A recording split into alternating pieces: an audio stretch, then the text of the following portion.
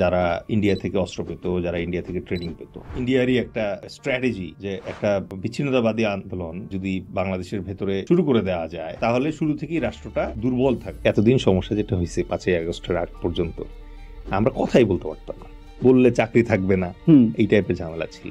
But Bangladesh army যে সিস্টেমে চলে, সেই সিস্টেমে বয়স 53 বছর না, 3000 বছর। আমি তো কখনো বলি না যে দিল্লি জয় করতে যাওয়ার জন্য বিমান লাগবে, আমার অতটুকু বিমান দরকার যেটা ঢাকা সেভ করার জন্য দরকার। 40 কিলোমিটার গাজা ক্লিয়ার করতে পারতেছে না ইসরায়েল, মনে করে যে পৃথিবীর সব ধরনের বোমা মেরা, আর সেই জায়গায় আপনি এত সোজা যে ঢাকায় ঢুকবেন আপনি আর দমাদম সব নিয়ে চলে যাবেন। আমি একবার এক দালাল ধরলাম, সে আর্মিতে লোক ভর্তি করায় টাকা খায়। তো এসএমজি হাতে নিয়ে আমি দেখি যে এসএমজির ভিতরে কোনো গুলি নেই। ট্রাফিক পুলিশ যারা আছে তারা যদি শুনে যে কে, আমি মেজর দেলওয়ার, এরপর আর বলে না যে আপনার ড্রাইভিং লাইসেন্সটা দেখা। কারণ কি, যেই সব দেশে বাধ্যতামূলক মৌলিক সামরিক প্রশিক্ষণ চালু আছে সেই সব দেশ কি অপরাধ প্রবণ দেশ? বাংলাদেশের দুইটা সমস্যা সম্পর্কে মাস্ট জানা উচিত। একটা হচ্ছে আমাদের পার্বত্য চট্টগ্রাম সমস্যা, আর আরেকটা হচ্ছে রোহিঙ্গা সমস্যা। আসসালামু আলাইকুম। আজকের পডকাস্টে আমরা কথা বলবো সেনাবাহিনীতে যোগদান সম্পর্কে। আমাদের সাথে আছেন স্যার দেলোয়ার হোসেন খান। উনি একজন অথর, রাইটার, এবং ওনার আরও একটা পরিচয় আছে, সেটা হচ্ছে উনি সেনাবাহিনীর সাবেক মেজর। স্যার, আপনি কেমন আছেন sir? Thank you very much Mohan ভাই, ভালো আছি আলহামদুলিল্লাহ। স্যার, আজকে আমরা যে আড্ডাটায় আপনার সাথে বসছি সেটা হচ্ছে সেনাবাহিনীতে যোগদান সম্পর্কে, সেনাবাহিনীর ক্যারিয়ার সম্পর্কে, এবং স্যার আপনি সেনাবাহিনীতে কেন কিভাবে যোগদান করেছিলেন স্যার, এটা আমরা আপনার কাছে একটু জানতে চাই। ধন্যবাদ। একজন খুব বিখ্যাত লেখক আছে, ওনার নাম হচ্ছে লি চাইল্ড। ওনার খুব বিখ্যাত একটা সিরিজ আছে, নায়কের নাম হচ্ছে জ্যাক রিচার। আচ্ছা, তো জ্যাক রিচার সিরিজের নাম কিন্তু আমরা সবাই শুনেছি। টম ক্রুজ এটা নায়ক ছিল। সো টম ক্রুজ ইউএস আর্মির এমপি অফিসার ছিল, মেজর। আচ্ছা, এবং সে তখন কোনো একটা কারণে, চক্রান্তের কারণে চাকরি থেকে চলে যায়, এবং এরপরে সে একটা নায়কে পরিণত হয় আর কি। তো সেই জ্যাক রিচার, তার একটা বিখ্যাত ডায়লগ আছে যেটা এখন অনেকেই মানে বলে, সেটা হচ্ছে যে once a major always a major. Right, ওই মুভির একটা ডায়লগ এটা। এটা খুব ওয়েল নোন একটা। হ্যাঁ, এটা জ্যাক রিচার বলে না, এটা জ্যাক রিচারকে ওই নায়িকাটা বলে। বাট জ্যাক রিচারের একটা খুব চমৎকার ডায়লগ আছে, সেটা হচ্ছে যে 4টা কারণে মানুষ আর্মিতে জয়েন করে। 1 নাম্বার কারণ, এইটা তার পারিবারিক ঐতিহ্য, তার দাদা আর্মিতে ছিল, বাপ আর্মিতে ছিল, সেও আর্মিতে যাবে। সেকেন্ড রিজন যেটা, সেটা সিম্পল প্যাট্রিয়টিজম। অনেকে আছে দেশপ্রেমের কারণে আর্মিতে জয়েন করে। 3 নাম্বার একটা রিজন আছে, সেটা হচ্ছে যে আর কোনো চাকরি পায় নাই, এইটা আগে পাইছে, কারণ এটা তো 18-19 বছর বয়সে পায়, এই জন্য জয়েন করছে। আর 4 নাম্বার কারণটা খুব ডেঞ্জারাস। কিছু মানুষ আছে যারা খুনাখুনি পছন্দ করে। আচ্ছা, তো তারা চিন্তা করে যে লাইসেন্সড অবস্থায় মানুষ মারার তো আর কোনো অপশন নাই, একমাত্র সোলজারিং ছাড়া। So they join army. আমার ক্ষেত্রে বাস্তবতা যেটা, সেটা হচ্ছে আমার ফাদার আর্মিতে ছিলেন, এবং এটা অনেকটাই একটা পারিবারিক সিদ্ধান্ত ছিল যে আমিও আর্মিতে জয়েন করব। So that was my inspiration actually, আমার ফাদার, এবং তার মাধ্যমে দেখা বাংলাদেশ আর্মির মিলিটারি কমিউনিটি অ্যান্ড ফ্রেটার্নিটি, এবং তার প্রেক্ষিতেই আমি আসলে স্কুলে পড়া অবস্থা থেকেই জানতাম যে eventually I am going to join army. আচ্ছা, ইভেন ইন্টারেস্টিং ঘটনা আছে একটা, সেটা হচ্ছে যে যখন ইন্টারমিডিয়েট পরীক্ষা দিব আমি, আমার প্রথম পরীক্ষাটা শেষ হওয়ার পর চিকেন পক্স হলো। আচ্ছা, তো আমার যারা টিচাররা ছিলেন আমাকে খুব স্নেহ করতেন, আমি ক্যান পাবলিক বগুড়ার স্টুডেন্ট। সো তারা আমাকে পরামর্শ দিলেন যে এবারের মতো ড্রপ দাও, বিকজ রেজাল্ট অত ভালো হবে না, নেক্সট ইয়ার ইউ ট্রাই। আমি তখন যেটা বললাম যে স্যার আমি তো আর্মিতে জয়েন করব। তখনকার সময় নিয়ম অনুযায়ী আপনি সেকেন্ড ডিভিশন পাইলেই আর্মিতে হবে, অ্যান্ড আই ওয়াজ কনফিডেন্ট যে আমি অ্যাটলিস্ট সেকেন্ড ডিভিশন পাবো, আমি যত অসুস্থই হই। এবং আমি তখন আমাদের ক্যান পাবলিক স্কুলের একটা রুম ছিল, এমআই রুম বলতাম আমরা, ওখানে বিছানায় শুয়ে শুয়ে আমি পরীক্ষা দিয়েছি, অ্যান্ড আলহামদুলিল্লাহ the result was good, I got my first division. But সবচেয়ে ইম্পর্টেন্ট হচ্ছে যে আমাদের রেজাল্ট পাবলিশ হওয়ার আগেই স্কুলের প্রিন্সিপালের একটা মুচলেখা দিতে হতো, আর্মিতে পরীক্ষা দেওয়ার জন্য যে তার প্রিভিয়াস স্টাডি রেকর্ড থেকে প্রতীয়মান যে সে ফার্স্ট ডিভিশন পাবে, so he can appear for military exams. হ্যাঁ, তো ওভাবে এইটা সম্ভবত স্যার যে যারা ক্যান্ট পাবলিকে পড়ে তারা এই সুবিধাটা পেত, নাকি সবাই পেত এটা তখন? এইটা আমার মনে হয় সবাই পেতাম আমরা, সবাই কারণ পেত। ক্যাডেট কলেজের একটা স্পেশাল অ্যাডভান্টেজ হয়তো থাকে, ওরা সরাসরি যেতে পারে, বিকজ ওদের তো আসলে মেইন পারপাসই হচ্ছে মিলিটারিতে মিলিটারিতে। অফিসার যোগান দেওয়া। বাট অন্যান্য স্কুল এবং অন্যান্য কলেজের ক্ষেত্রে সম্ভবত প্রিন্সিপালের এই ইয়েটা দিয়ে, সার্টিফিকেটটা দিয়ে আপনি পরীক্ষায় অ্যাপিয়ার করতে পারবেন, আচ্ছা, কারণ রেজাল্ট হওয়ার আগেই শুরু হয়ে যায় প্রসেসটা। প্রসেসটা। So it can be started. So that was my motivation to join army and the way I joined army. আর আপনি যদি ইন শর্ট আমাকে বলেন আমার মিলিটারি ক্যারিয়ার স্ন্যাপ করতে, আমি 12ই জানুয়ারি 2000 সালে জয়েন করলাম বাংলাদেশ মিলিটারি একাডেমিতে, অ্যান্ড কমিশন পেলাম 27 ডিসেম্বর 2001, এবং এর ভেতরেই আমার গ্র্যাজুয়েশন হয়ে গেল। খুব ইন্টারেস্টিংলি আমি এসএসসিতে ছিল হচ্ছে আমার কমার্স, ওই যে হিসাব রক্ষণ। তারপর এইচএসসিতে আমি চিন্তা করলাম না, আমি একটু ইলেকটিভ ম্যাথটা দেখতে চাই, so I turned full science, elective math সহ। আচ্ছা, তখন এটা পারা যেত। আর একাডেমিতে যখন গেলাম, মিলিটারি একাডেমিতে, তখন আমাকে যখন জিজ্ঞেস করলো যে তুমি কি নিবা, সায়েন্স নিবা না আর্টস নিবা, তো আমি ইভেনচুয়ালি বললাম যে এবার আমি আর্টস নিব। তো এসএসসিতে কমার্স পড়া হলো, ইন্টারে সায়েন্স পড়া হলো, আর ব্যাচেলার করলাম আমি আর্টসের উপর। Very interesting sir. সো ওখান থেকে ব্যাচেলার হয়ে গেছে। দেন আমি কমিশন পেলাম হচ্ছে 27 ডিসেম্বর 2001। আমি একটা আর্টিলারি রেজিমেন্টে কমিশন পেলাম, আমার প্যারেন্ট ইউনিটে জয়েন করলাম, এবং আমি জয়েন করলাম চিটাগং হিল ট্র্যাক্সে। আচ্ছা, এরপর তারপর তো আস্তে আস্তে সেকেন্ড লেফটেন্যান্ট থেকে লেফটেন্যান্ট, লেফটেন্যান্ট থেকে ক্যাপ্টেন, ক্যাপ্টেন থেকে মেজর। এর মাঝখানে আমি প্রমিনেন্টলি যদি বলি তাহলে হচ্ছে যে আমি army military command and staff college qualified, এবং বাংলাদেশ আর্মি রিক্রুটার হিসেবে কাজ করেছি একটা সময়। অ্যাট এ টাইম বাংলাদেশের 7 জন আর্মি রিক্রুটার কাজ করে পুরো বাংলাদেশ কভার করার জন্য। I was one of them. এবং বাংলাদেশ আর্মির যে সোলজার রিক্রুটিং পলিসি আছে, এটা জেনারেল ইকবাল করিম ভুইয়ার অধীনে 2015 সালে আপডেট করা হয়। আগে এটা ম্যানুয়াল ছিল, পরে এটা ডিজিটাল করা হয়। সো ওইটার ড্রাফটের সাথে আমি জড়িত ছিলাম অ্যাজ মেইন কম্পোনেন্ট, এবং ওইটার প্রেক্ষিতে আমার একটা বইও আছে, যেটা বাংলাদেশ আর্মিতে সোলজার রিক্রুটিংয়ের একমাত্র অথরাইজড বই। বইটার নাম হচ্ছে তোমাকেই খুঁজছে সেনাবাহিনী। ওই বইয়ে আমার প্রচ্ছদেও আমার একটা মানে আঁকানো ছবি আছে, যেটা দিয়ে ডিপিক্ট করা হয়েছে বইয়ে। তো এরপরে 2019 সালে সেপ্টেম্বরে আমি ভলান্টারিলি বাংলাদেশ আর্মি থেকে রিটায়ার করলাম। So that is my military career. আচ্ছা স্যার, এই যে আপনি হচ্ছে খাগড়াছড়ি বান্দরবনে দায়িত্ব পালন করেছিলেন স্যার, ওই সময়ের কোনো গল্প আমাদের সাথে শেয়ার করবেন কিনা? অফকোর্স, আমি অ্যাকচুয়ালি চিটাগং হিল ট্র্যাক্সে 2বার কাজ মানে সার্ভ করেছি। একবার যখন আমি বললামই যে আমি যখন কমিশন পেলাম, পাওয়ার পর আমার প্রথম ইউনিট যেটা, সেটা চিটাগং হিল ট্র্যাক্সে ছিল। জায়গাটার নাম হচ্ছে মাটিরাঙ্গা।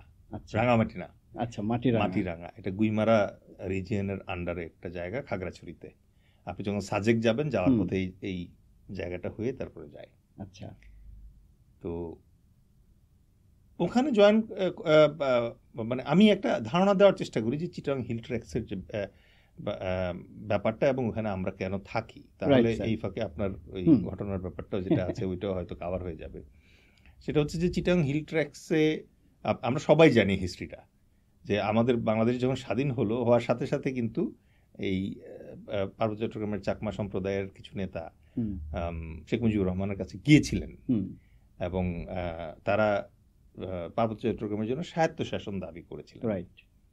তো এমনিতে একটা ছোট দেশ, তার ভেতরে আবার আরেকটা স্বায়ত্তশাসিত এলাকা, তারপর দেশটা কেবল স্বাধীন হয়েছে। সো এইরকম একটা পরিস্থিতিতে আসলে কোনো রাষ্ট্রপ্রধানই এরকম একটা আবদার মেনে নেওয়ার কোনো সুযোগ নেই। তো উনিও তখন বলেছিলেন যে কথিত আছে যে কোট আনকোট যে তোরা সব বাঙালি হয়ে যা। হ্যাঁ, এটা খুব বিখ্যাত একটা, অনেকের মুখেই এই কথাটা আমরা শুনেছি যে তোরা সবাই বাঙালি হয়ে যা। তো ন্যাচারালি এমএন লারমা ভদ্রলোকের এই জিনিসটা খুব একটা পছন্দ হয়নি।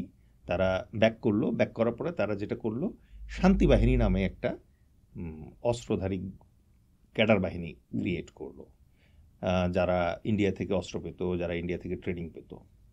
এবং এটা ইন্ডিয়ারই একটা স্ট্র্যাটেজি যে একটা বিচ্ছিন্নতাবাদী আন্দোলন যদি বাংলাদেশের ভেতরে শুরু করে দেওয়া যায়, তাহলে শুরু থেকেই রাষ্ট্রটা দুর্বল থাকবে। আর যখন আপনার প্রতিবেশী দুর্বল থাকে, তখন ন্যাচারালি আপনার তাকে ডমিনেট করাটা সুবিধা হয়। সো এই পারপাজেই শান্তি বাহিনীকে তারা বিভিন্ন ধরনের ট্রেনিং এবং অস্ত্রপাতি দিয়ে বিভিন্ন ধরনের সহিংসতা শুরু করলো। এই পার্বত্য চট্টগ্রামে তারা বিভিন্ন ধরনের সহিংসতার চাঁদাবাজি করত। তারপর বাংলাদেশ গভর্নমেন্টের বিভিন্ন টিএনও, তারপর অন্যান্য যে গভর্নমেন্ট অফিসিয়াল আছে তাদেরকে অপহরণ করতো। অপহরণ করে মুক্তিপণ চাওয়া শুরু করলো। আস্তে আস্তে ওদের নৃশংসতা বাড়তে শুরু করলো। ওরা টার্গেট করা শুরু করলো ওই পার্বত্য চট্টগ্রামে বাঙালি যারা আছে তাদের গুম করা, তাদেরকে ধরে নিয়ে যাওয়া, তাদেরকে মেরে ফেলা, এই ধরনের অ্যাট্রসিটি শুরু হয়ে গেল। ন্যাচারালি তখন একটা পরিস্থিতি ক্রিয়েট হলো, যে পরিস্থিতিতে পার্বত্য চট্টগ্রাম এলাকাকে বাংলাদেশের ব্যাপের সাথে ধরে রাখার স্বার্থে বাংলাদেশ সেনাবাহিনী ডিপ্লয় করলো ওই জায়গায়। কারণ এটা ছাড়া আর কোনো অপশন ছিল না। পুলিশও তখন ওখানে আর পারছিল না তাদের সাথে ইয়ে করতে। তো বাংলাদেশ সেনাবাহিনী সেখানে ডিপ্লয় হওয়ার পর তারা পাহাড়ের বিভিন্ন প্রত্যন্ত এলাকায়, দুর্গম এলাকায় আর্মি ক্যাম্প স্থাপনের মাধ্যমে ওই এলাকায় নজরদারি বাড়ানো, আইন শৃঙ্খলা পরিস্থিতি ঠিক রাখার চেষ্টা করা শুরু করলো। এবং আর্মির সাথে পুলিশ এবং আনসার নিবিড়ভাবে ওখানে কাজ করত। আমি যখন জয়েন করি 2001 সালে ওখানে, তার আগে অলরেডি দুটো ফেজ পার হয়ে গিয়েছে। তো বাংলাদেশ আর্মি যখন প্রথম ওখানে জয়েন করে, তখন ছিল অপারেশন পাঞ্চিং টাইগার। আচ্ছা, পাঞ্চিং টাইগারের আন্ডারে মূল আর্মির রোলটা তখন ছিল যে শান্তি বাহিনীকে আগে দুর্বল করা এবং ওখানকার যে জনগণ আছে তাদের নিরাপত্তা নিশ্চিত করা। পাঞ্চিং টাইগার যখন একটা সার্টেন লেভেল পর্যন্ত সাকসেস পেল, তারপরে আসলো অপারেশন দাবানল। অপারেশন দাবানলের আন্ডারে তখন আর্মি বাংলাদেশ সরকারের ইচ্ছায় চেষ্টা করা শুরু করলো যে ওখানে পলিটিক্যাল একটা স্ট্যাবিলিটি যেন আসে, প্লাস ডেভেলপমেন্টটা যাতে শুরু হয়। এই ফেজের মাঝখানেই 1997-এ একটা শান্তি চুক্তি হলো, পার্বত্য চট্টগ্রাম শান্তি চুক্তি। এবং এই জায়গায় মজার ব্যাপার হচ্ছে যে এই শান্তি চুক্তিটা আসলে রেডি হয়ে, মানে পুরাটাই রেডি করেছিল বিএনপি। আচ্ছা, ঠিক আছে। হ্যাঁ, কিন্তু ওদের 10 ইয়ারের শেষ পর্যায়ে তারা যখন এই শান্তি চুক্তিটা করতে চাইল, তখন ইন্ডিয়া মূলত এই জায়গায় একটা রোল প্লে করলো যে আচ্ছা, এই গভর্নমেন্টের তো 10 ইয়ার প্রায় শেষ, এখন শান্তি চুক্তিটা সাইন না করে নেক্সট ইলেক্টেড গভর্নমেন্ট আসলে তখন যদি এটা করা যায় তাহলে বেটার হবে। হ্যাঁ, যে একটা সময় পর্যন্ত এটা তখন কন্টিনিউ থাকবে আর কি। কারণ নেক্সট গভর্নমেন্ট কে আসবে, সে আবার এই শান্তি চুক্তিটাকে অনার করবে কিনা, সো এটা একটা ব্যাপার ছিল, which is quite logical strategic point of view থেকে। মজার ব্যাপার হচ্ছে যে এরপরে আসলো আওয়ামী লীগ গভর্নমেন্ট। হ্যাঁ, আওয়ামী লীগ গভর্নমেন্ট আসার পরে সম্ভবত তারা টেক ওভার করার পর বেশ তড়িঘড়ি করে ওই চুক্তিটা আর কোনো চেঞ্জ করে নাই।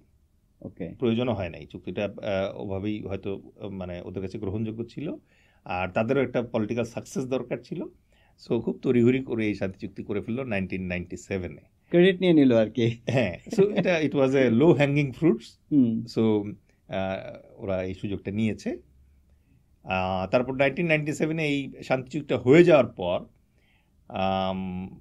দাবানল শেষ হলো, এরপরে শুরু হলো অপারেশন উত্তরণ। তো আমরা যখন চিটাগং হিল ট্যাক্সে জয়েন করি তখন অপারেশন উত্তরণ চলছে। সো অপারেশন উত্তরণের আন্ডারে মূল কাজ ছিল শান্তি চুক্তির যে ক্লজগুলো আছে ওগুলো বাস্তবায়ন করা। যেমন আর্মি ক্যাম্প আগে অনেক বেশি ছিল, এগুলো আস্তে আস্তে রিডিউস করা।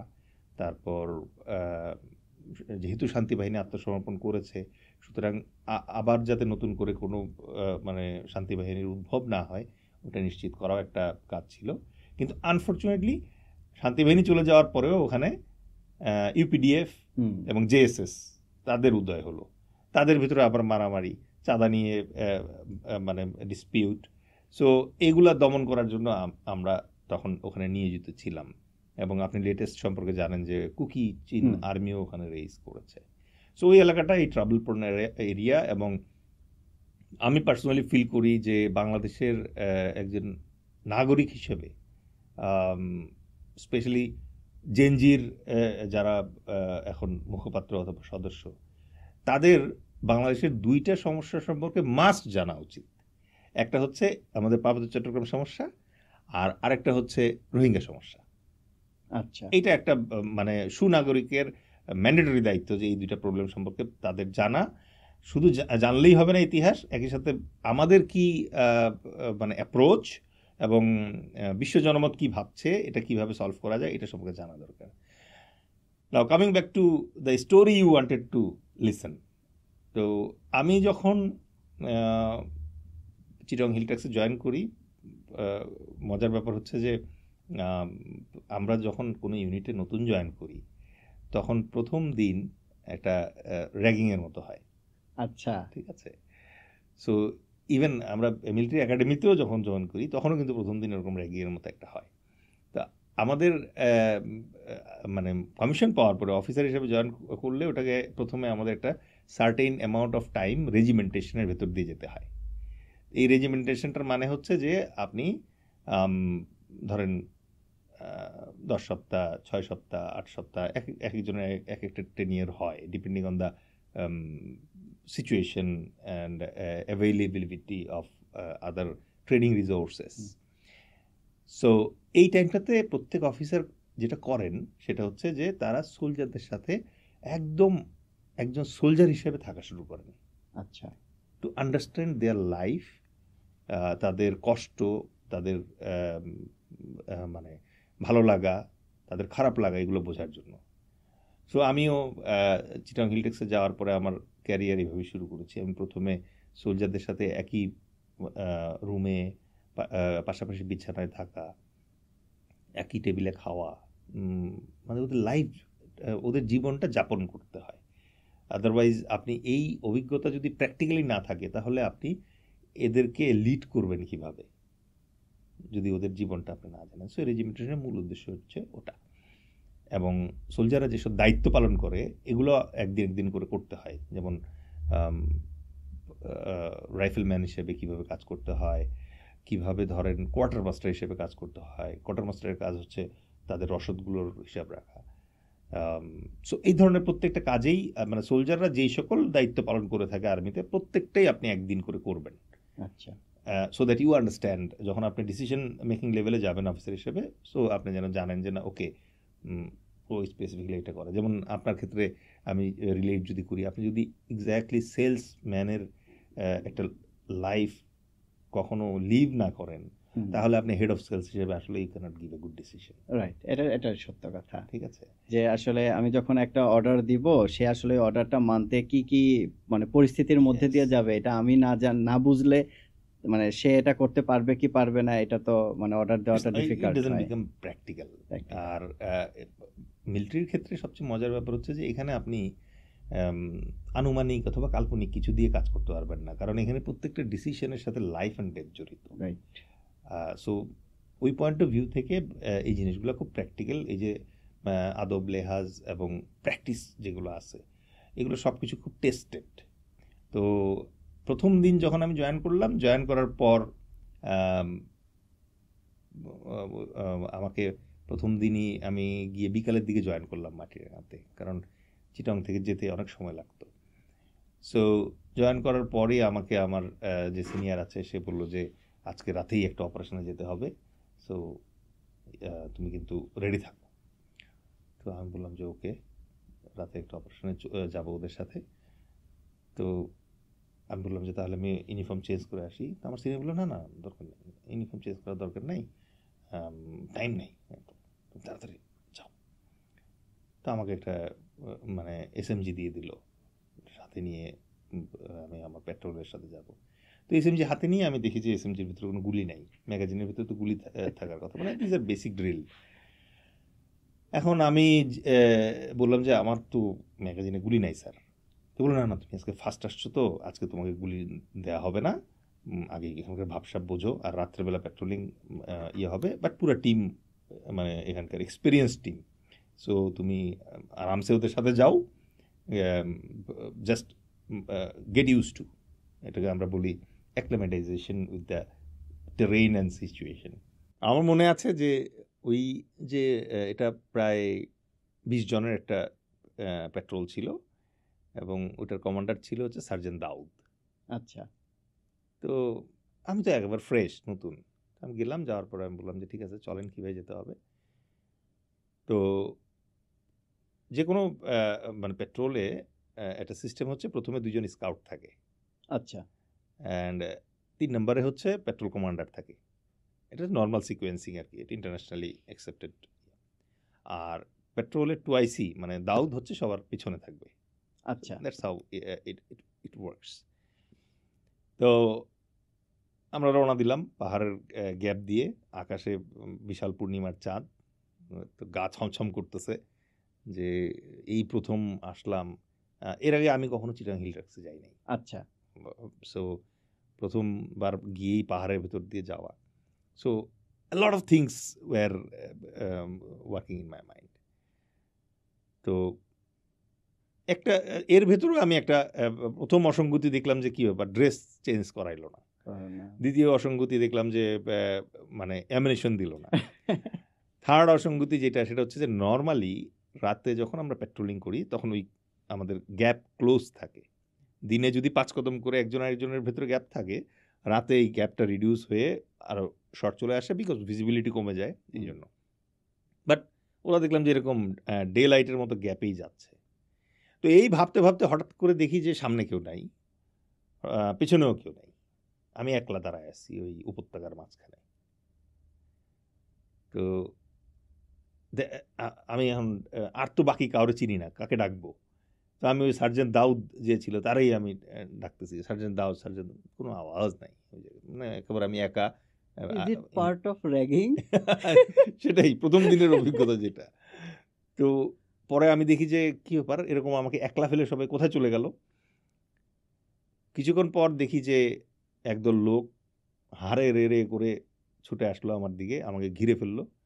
এখন ওরা জানে কিনা জানি না, বাট আমি তো জানি আমার অস্ত্রে তো গুলি নাই। আচ্ছা। তো ওয়ে কি, ওয়ে হচ্ছে ওই অস্ত্র দিয়ে লাঠির মতো করে যে ফাইট করার চেষ্টা করা। But they are very fast. মানে আপনি যখন মিলিটারি একাডেমি থেকে কমিশন পেয়ে বেরোবেন তখন আপনার ফিজিক্যাল ফিটনেস একটা অপটিমাম লেভেলে থাকে, মানে you can do and undo a lot of thing physically specially. But ওরা যারা ছিল তারা আমার চেয়েও ফাস্ট। ও মাই গড। ঠিক আছে। আচ্ছা। সো আমি ধরেন 4-5 মিনিটের ভিতরে আমি দেখলাম যে না, এদের সাথে পারা যাবে না, দে আর সুপার ফাস্ট। আচ্ছা।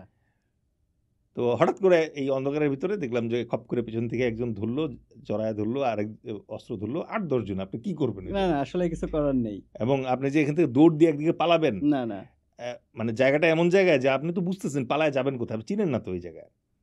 তো আলটিমেটলি আই গট কট। তো ধরা পড়ার পরে ওরা আমাকে চ্যাংদোলা করে মুখ বাঁধলো, চোখ বাঁধলো, তারপর অস্ত্র নিয়ে গেল, নিয়ে বেঁধে এক জায়গায় ফেলে রাখছে। তো চোখ বাঁধা অবস্থায় কিছুক্ষণ পরে দেখি যে একজন আসছে, এসে বলছে যে এই তোমারা নাম কি আহে, এই টাইপের হিন্দিতে কথা। আমি তো হিন্দি বুঝি না। তো যাই জিজ্ঞেস করে আমি হিন্দি বুঝি না ওগুলা। পরে এখন বলতেছে যে তোমার মায়েরা ফেলবো, এই করবো, একটু মানে ভয়ভীতি দেখালো। ফার্স্টে ভয় পেলাম, তারপরে আস্তে আস্তে মাথা কাজ করা শুরু করলো, এই না এটা মনে হয় মানে আমার সাথে ফান করা হইতেছে। কারণ ওরা যখন নাক মুখ বাঁধছে তখন তারা এনশিওর করছে আমি শ্বাস নিতে পারি কিনা। আচ্ছা। তারপরে ওরা যখন আমাকে মানে ধরে নিয়ে আসছে চ্যাংদুলা করে, দে এনশিওর যে আমি যাতে কোনো ব্যথা না পাই ওকে ওই জায়গায়। এবং এতক্ষণ পর্যন্ত এরা আমার গায়ে কোনো হাত দেয় না, এমনি ধমকি ধমকি চিল্লাচিল্লি করতেছে, কিন্তু গায়ে হাত দেয় নাই। তা আমি বুঝলাম যে না, তো মজা হইতেছে এই জায়গায়। তো পরে এখন আমি এবার মজা শুরু করলাম। আমি বললাম যে না, আমি তো হিন্দি বুঝি না। তো বললো না, তোমার সিওর নাম বলো। আমি কিচ্ছু জানি না। বললো তুমি মানে আর্মির কোন ব্যাচের? আমি বললাম যে আমি আর্মির না, আমি কাঠের ব্যবসা করতে আসছি এই জায়গায়। তো ওরাও বুঝছে যে ফাইজলামি। আচ্ছা তো কিছুক্ষণ পরে দেখলাম যে না, আসতেছি, আইসা মেরে ফেলবে এরকম বলে চলে গেছে। কিছুক্ষণ পরে ওই সার্জেন্ট দাউদ যে ছিল, আচ্ছা সে দেখি যে হঠাৎ করে, স্যার আপনি কোথায় স্যার, আশেপাশে আছেন স্যার? তো আমি তো বুঝলাম যে ও তো নাটক করতেছে। তো আমি বললাম যে দাউদ আমি এখানে আসেন। হুম, তো আসলো, আসার পর, স্যার কি অবস্থা মানে আপনার এই অবস্থা কেন এই জায়গায়? তাই বললাম না, এই যে কারা জানি ধরছিল। বললো স্যার এই জায়গায় খুব সতর্ক থাকা লাগবে, পদে পদে সতর্ক থাকা লাগবে। তো স্যার আপনার অস্ত্র কই? আমি বললাম অস্ত্র তো নিয়ে গেছে। বললো আরে কি বলেন স্যার, অস্ত্র নিয়ে গেছে মানে এখন কি হবে?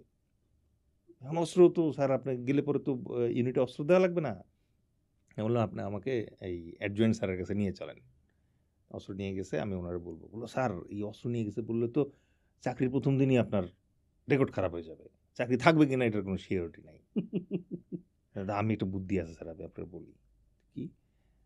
স্যার আপনি আমার 5,000 টাকা দেন, এই মাটিরাঙ্গা বাজারে অস্ত্র কিনতে পাওয়া যায়, আমি আপনার অস্ত্র কিনে আই না দিচ্ছি।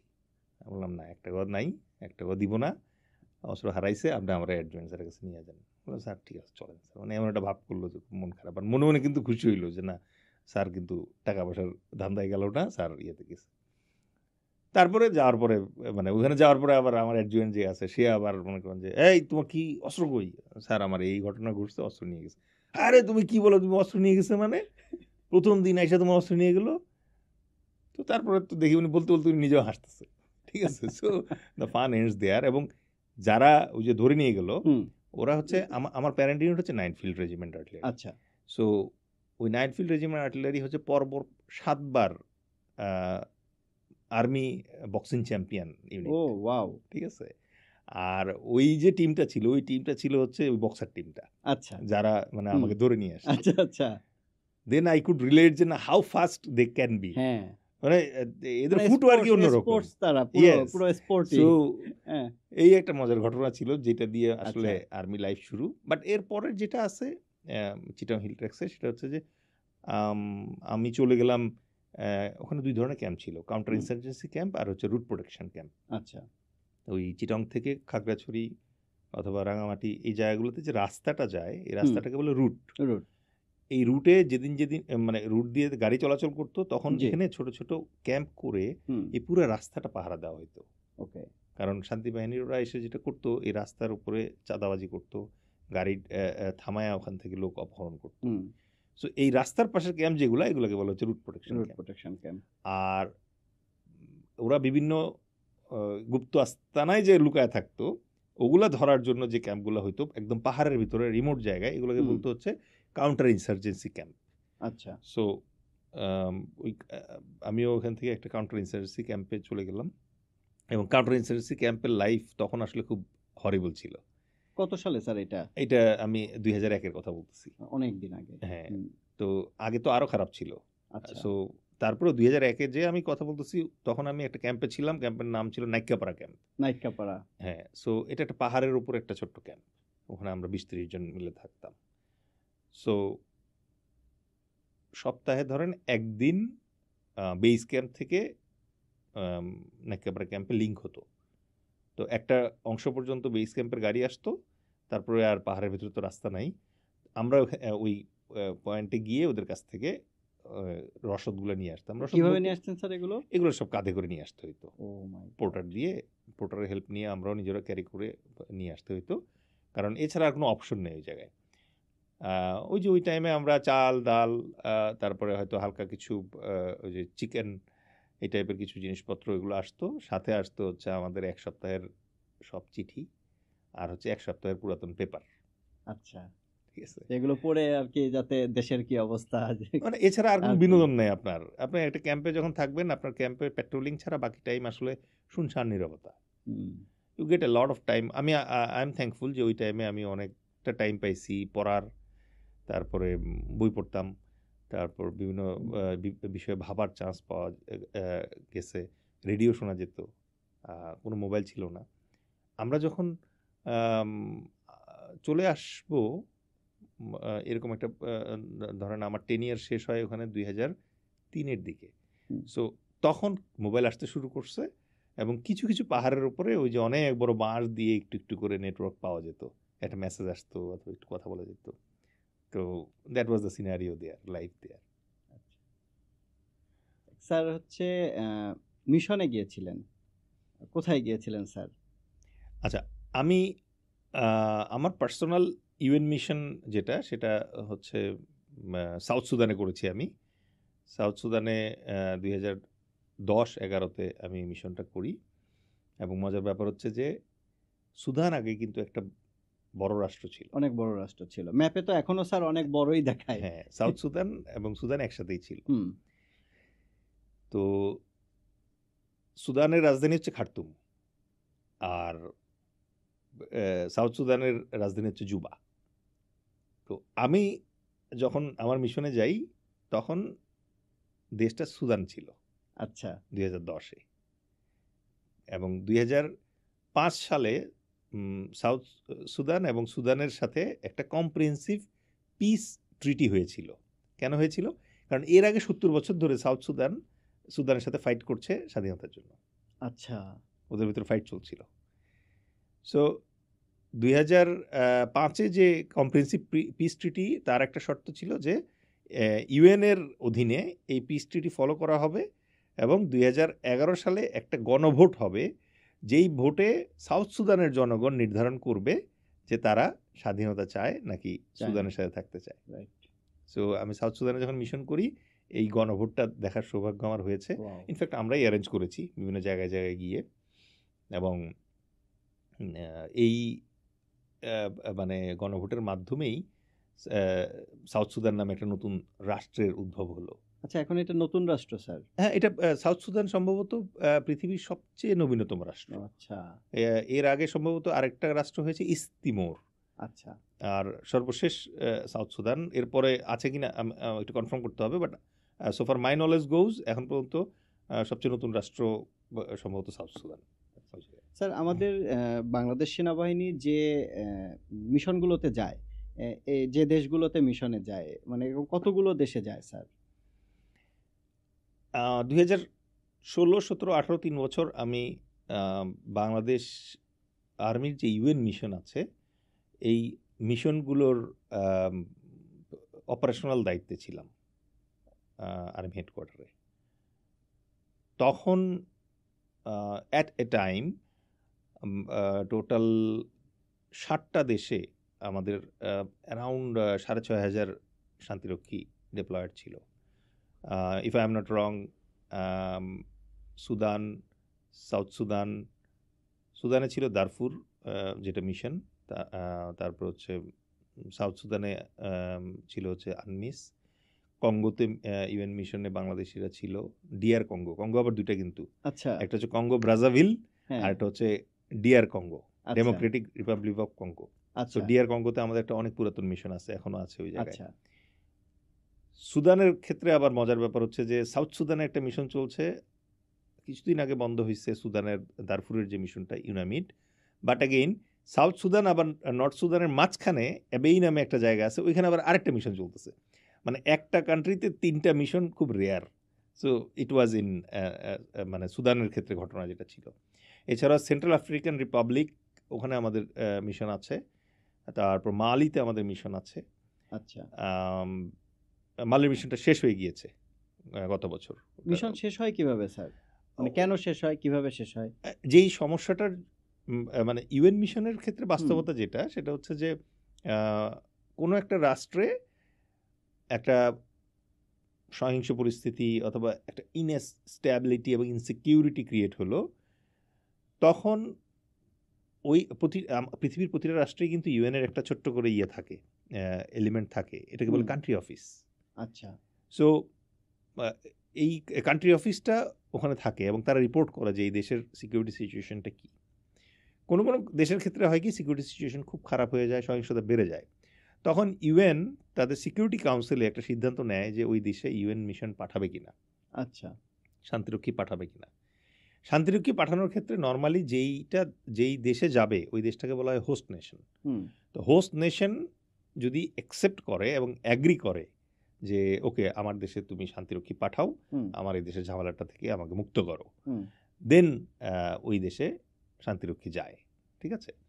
আপনি যে প্রশ্ন করলেন যে শেষ হয় কেন, শুরু হয় কেন, এটা বললাম। জি স্যার। শেষ হওয়ার ক্ষেত্রে সিচুয়েশন দুইটা। একটা হচ্ছে যেই কারণে মিশনটা শুরু হয়েছিল ওই সমস্যাটা ভালোভাবে মিটে গেছে, যেমন সোমালিয়া হুম। ইউএন মিশন বন্ধ হয়ে গেছে এখন। হ্যাঁ, সোমালিয়ায় তো আমরা অনেক কাজ করছি এবং আমি Yes, যতদূর জানি সোমালিয়ার দ্বিতীয় রাষ্ট্রভাষা বাংলা। বাংলা। হ্যাঁ, আবার Ivory Coast Ivory Coast. Mission শেষ হয়ে গিয়েছে ওই জায়গায়। আবার আরেকটা কারণে যেটা হয় সেটা হচ্ছে কখনো যদি হোস্ট নেশন বলে যে আমার আর দরকার নেই, আচ্ছা। যেটা ঘটেছে মালির ক্ষেত্রে।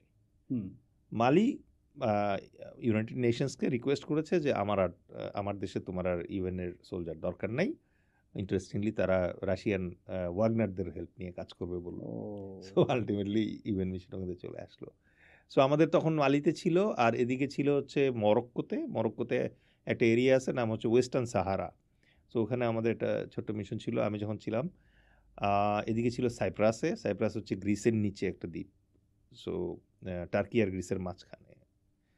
আর ওদিকে ছিল হাইতিতে আমাদের লোক ছিল। সো মোটামুটি এই তো এতগুলো দেশে আছে। বাট টোটাল এখন পর্যন্ত বাংলাদেশ আর্মি, নেভি, এয়ারফোর্স এবং পুলিশ তারা পৃথিবীর প্রায় 54টা দেশে ইউএন মিশন করেছে কত 2018 সালে ইট ওয়াজ 30 ইয়ার্স। মানে যখন বাংলাদেশ আর্মি, নেভি, এয়ারফোর্স এবং পুলিশের জাতিসংঘ শান্তিরক্ষা মিশনের 30 বছর পূর্তি হয়, তখন আমি অপারেশন অফিসার আর্মি হেডকোয়ার্টারে। আচ্ছা তখন ব্যক্তিগতভাবে আমি একটা উদ্যোগ নিই। আচ্ছা। সেটা হচ্ছে যে আমি চিন্তা করলাম 30 বছর পূর্তি উপলক্ষে আমি 30 জন শান্তিরক্ষী 30টা লেখা দিয়ে একটা বই সংকলন করব, ওয়াও। সত্য গল্প অবলম্বনে। সো ওখানে আর্মি, নেভি, এয়ারফোর্স, পুলিশ সদস্যদের লেখা আছে, পুরুষ শান্তিরক্ষী, নারী শান্তিরক্ষীদের লেখা আছে, তারপরে কেউ ডাক্তার শান্তিরক্ষী ছিল, কেউ ইঞ্জিনিয়ার শান্তিরক্ষী ছিল, কেউ পাইলট শান্তিরক্ষী ছিল। সো বিভিন্ন ইয়েতে প্রত্যেকের এরকম গল্প দিয়ে আমি একটা সংকলন করলাম। এটা প্রথমা থেকে বের হয়েছিল, তারপরে নালন্দা থেকে এটা আবার মানে পেপারব্যাক ভার্সনটা বের হয়। পরে আবার 2023 সালে এই বইটা ইংলিশে ট্রান্সলেটেড হয় এবং ইংল্যান্ডের ক্যামব্রিজ স্কলার্স পাবলিশিং থেকে পাবলিশড হয়। Very nice. ঠিক আছে? সো এই মানে আমাদের ইউএন মিশনের হিস্ট্রি কিন্তু বেশ পুরাতন। আচ্ছা স্যার, আরেকটা প্রশ্নে যাব, এটা কিছুটা কন্ট্রোভার্সিয়াল। স্যার, সেটা হচ্ছে আমরা গত সরকারের আমলে দেখেছি যে সেনাবাহিনীর যে ইঞ্জিনিয়ারিং যে কোরটা থাকে, এরা সিভিল বিভিন্ন কাজের সাথে প্রচণ্ডভাবে জড়িত হয়ে যায়। দেখা যাচ্ছে যে ঢাকা শহরের অনেক বড় বড় রাস্তা, ঢাকার বাইরে বড় বড় রাস্তা, হিল ট্যাক্সে যেগুলো করে ওগুলো ঠিক আছে, কিন্তু মানে নর্মাল দেশের মধ্যে দেশীয় কন্ট্রাক্টরদের সাথে যে সেনাবাহিনীর ইঞ্জিনিয়ারিং কোরকে অ্যাড করে দেওয়া, এইটাকে আসলে স্যার আপনি কিভাবে দেখেন এই সময়? আসলে এতদিন সমস্যা যেটা হয়েছে 5ই আগস্টের আগ পর্যন্ত আমরা কথাই বলতে পারতাম না। আচ্ছা। আমাদের ওই বাক স্বাধীনতাই ছিল না। আপনি কিছু বললেই মনে করেন যে এ ধরবে, ও ধরবে, পোস্ট সরায় নাও, হ্যাঁ। পোস্টটা ডিলিট করে দে, ক্ষতি হয়ে যাবে, বললে চাকরি থাকবে না, হুম। এই টাইপের ঝামেলা ছিল। এখন যে সুবিধাটা হয়েছে যে now we can talk and we can talk about everything. Doctor ইউনূসের আন্ডারে এই একটা জিনিস আমি বলবো যে আওয়ার অ্যাচিভমেন্ট, যে উই ক্যান টক ফ্রিলি। এবং আপনি মিলিটারি ইঞ্জিনিয়ারিংয়ের ব্যাপারে যেটা বলার চেষ্টা করতেছেন যে তারা অন্যান্য কন্ট্রাক্টরদের সাথে কম্পিট করে কাজ করতেছে, এটা সম্ভবত আপনি করার চেষ্টা করছেন। ইসিবি যেটা বলে, আমরা ইসিবি চত্বর জি বলি। জি জি জি স্যার। ইসিবি মানে হচ্ছে ইঞ্জিনিয়ারিং কনস্ট্রাকশন ব্রিগেড। তো এর কাজই তো হচ্ছে কনস্ট্রাকশন করা। হুম। যুদ্ধ তো আর কনস্ট্রাকশনের কাজ খুব কম। আচ্ছা তাইলে এই ব্রিগেডগুলো দাঁড় করানো হয়েছে কেন? আচ্ছা। এই ব্রিগেডগুলো দাঁড় করানোর মেইন কাজই হচ্ছে ন্যাশনাল লেভেলের যে প্রজেক্টগুলো আছে এই প্রজেক্টগুলোতে তারা কন্ট্রিবিউট করবে। আচ্ছা। তো প্রথম কন্ট্রিবিউশনটা কি, সেটা হচ্ছে যে তদারকি। বাইরে তো একটা বড় সমস্যা হচ্ছে যে একটা প্ল্যান এক্সিকিউট করতে গিয়ে সমস্যা হয়। হুম। বাট মিলিটারি ইঞ্জিনিয়ার যারা আছে তাদের ট্রেনিং এবং অভিজ্ঞতার কারণে তারা পৃথিবীর বিভিন্ন দেশে যে আমাদের শান্তিরক্ষা মিশন হয় ওই মিশনগুলোতেও কিন্তু আপনি দেখবেন যে তারা এই ইঞ্জিনিয়ার ব্রিগেড যারা আছে তারা এই কনস্ট্রাকশনের কাজগুলো করে। আচ্ছা, রোড কনস্ট্রাকশন, ব্রিজ কনস্ট্রাকশন, এই টাইপের কাজগুলো করে দেয় ওরা। সো ওই এক্সপিরিয়েন্সটা বাংলাদেশেও কাজে লাগাচ্ছে। আচ্ছা, এখন অফকোর্স বাংলাদেশের যদি ওই ক্যাপাসিটি গ্রো করে যে আমাদের কন্ট্রাক্টররা কনফিডেন্টলি ন্যাশনাল প্রজেক্ট যেগুলো আছে সেগুলোতেও মানে কনফিডেন্টলি প্রজেক্টগুলো কমপ্লিট করতে পারছে, তাহলে হয়তো আমাদের ওই ম্যাসিভ আকারে এই মিলিটারি ইঞ্জিনিয়ারিং যে ব্রিগেড আছে তাদের ওইটার প্রয়োজন নাও হতে পারে। বাট বাস্তবতা দুটা, একটা হচ্ছে যে আপনি অফকোর্স যেটা মেনশন করলেন যে চিটং হিলট্রেক্সের মতো জায়গায় যেখানে কনস্ট্রাকশন লেবার এবং কন্ট্রাক্টরদের নিরাপত্তা একটা বড় সমস্যা।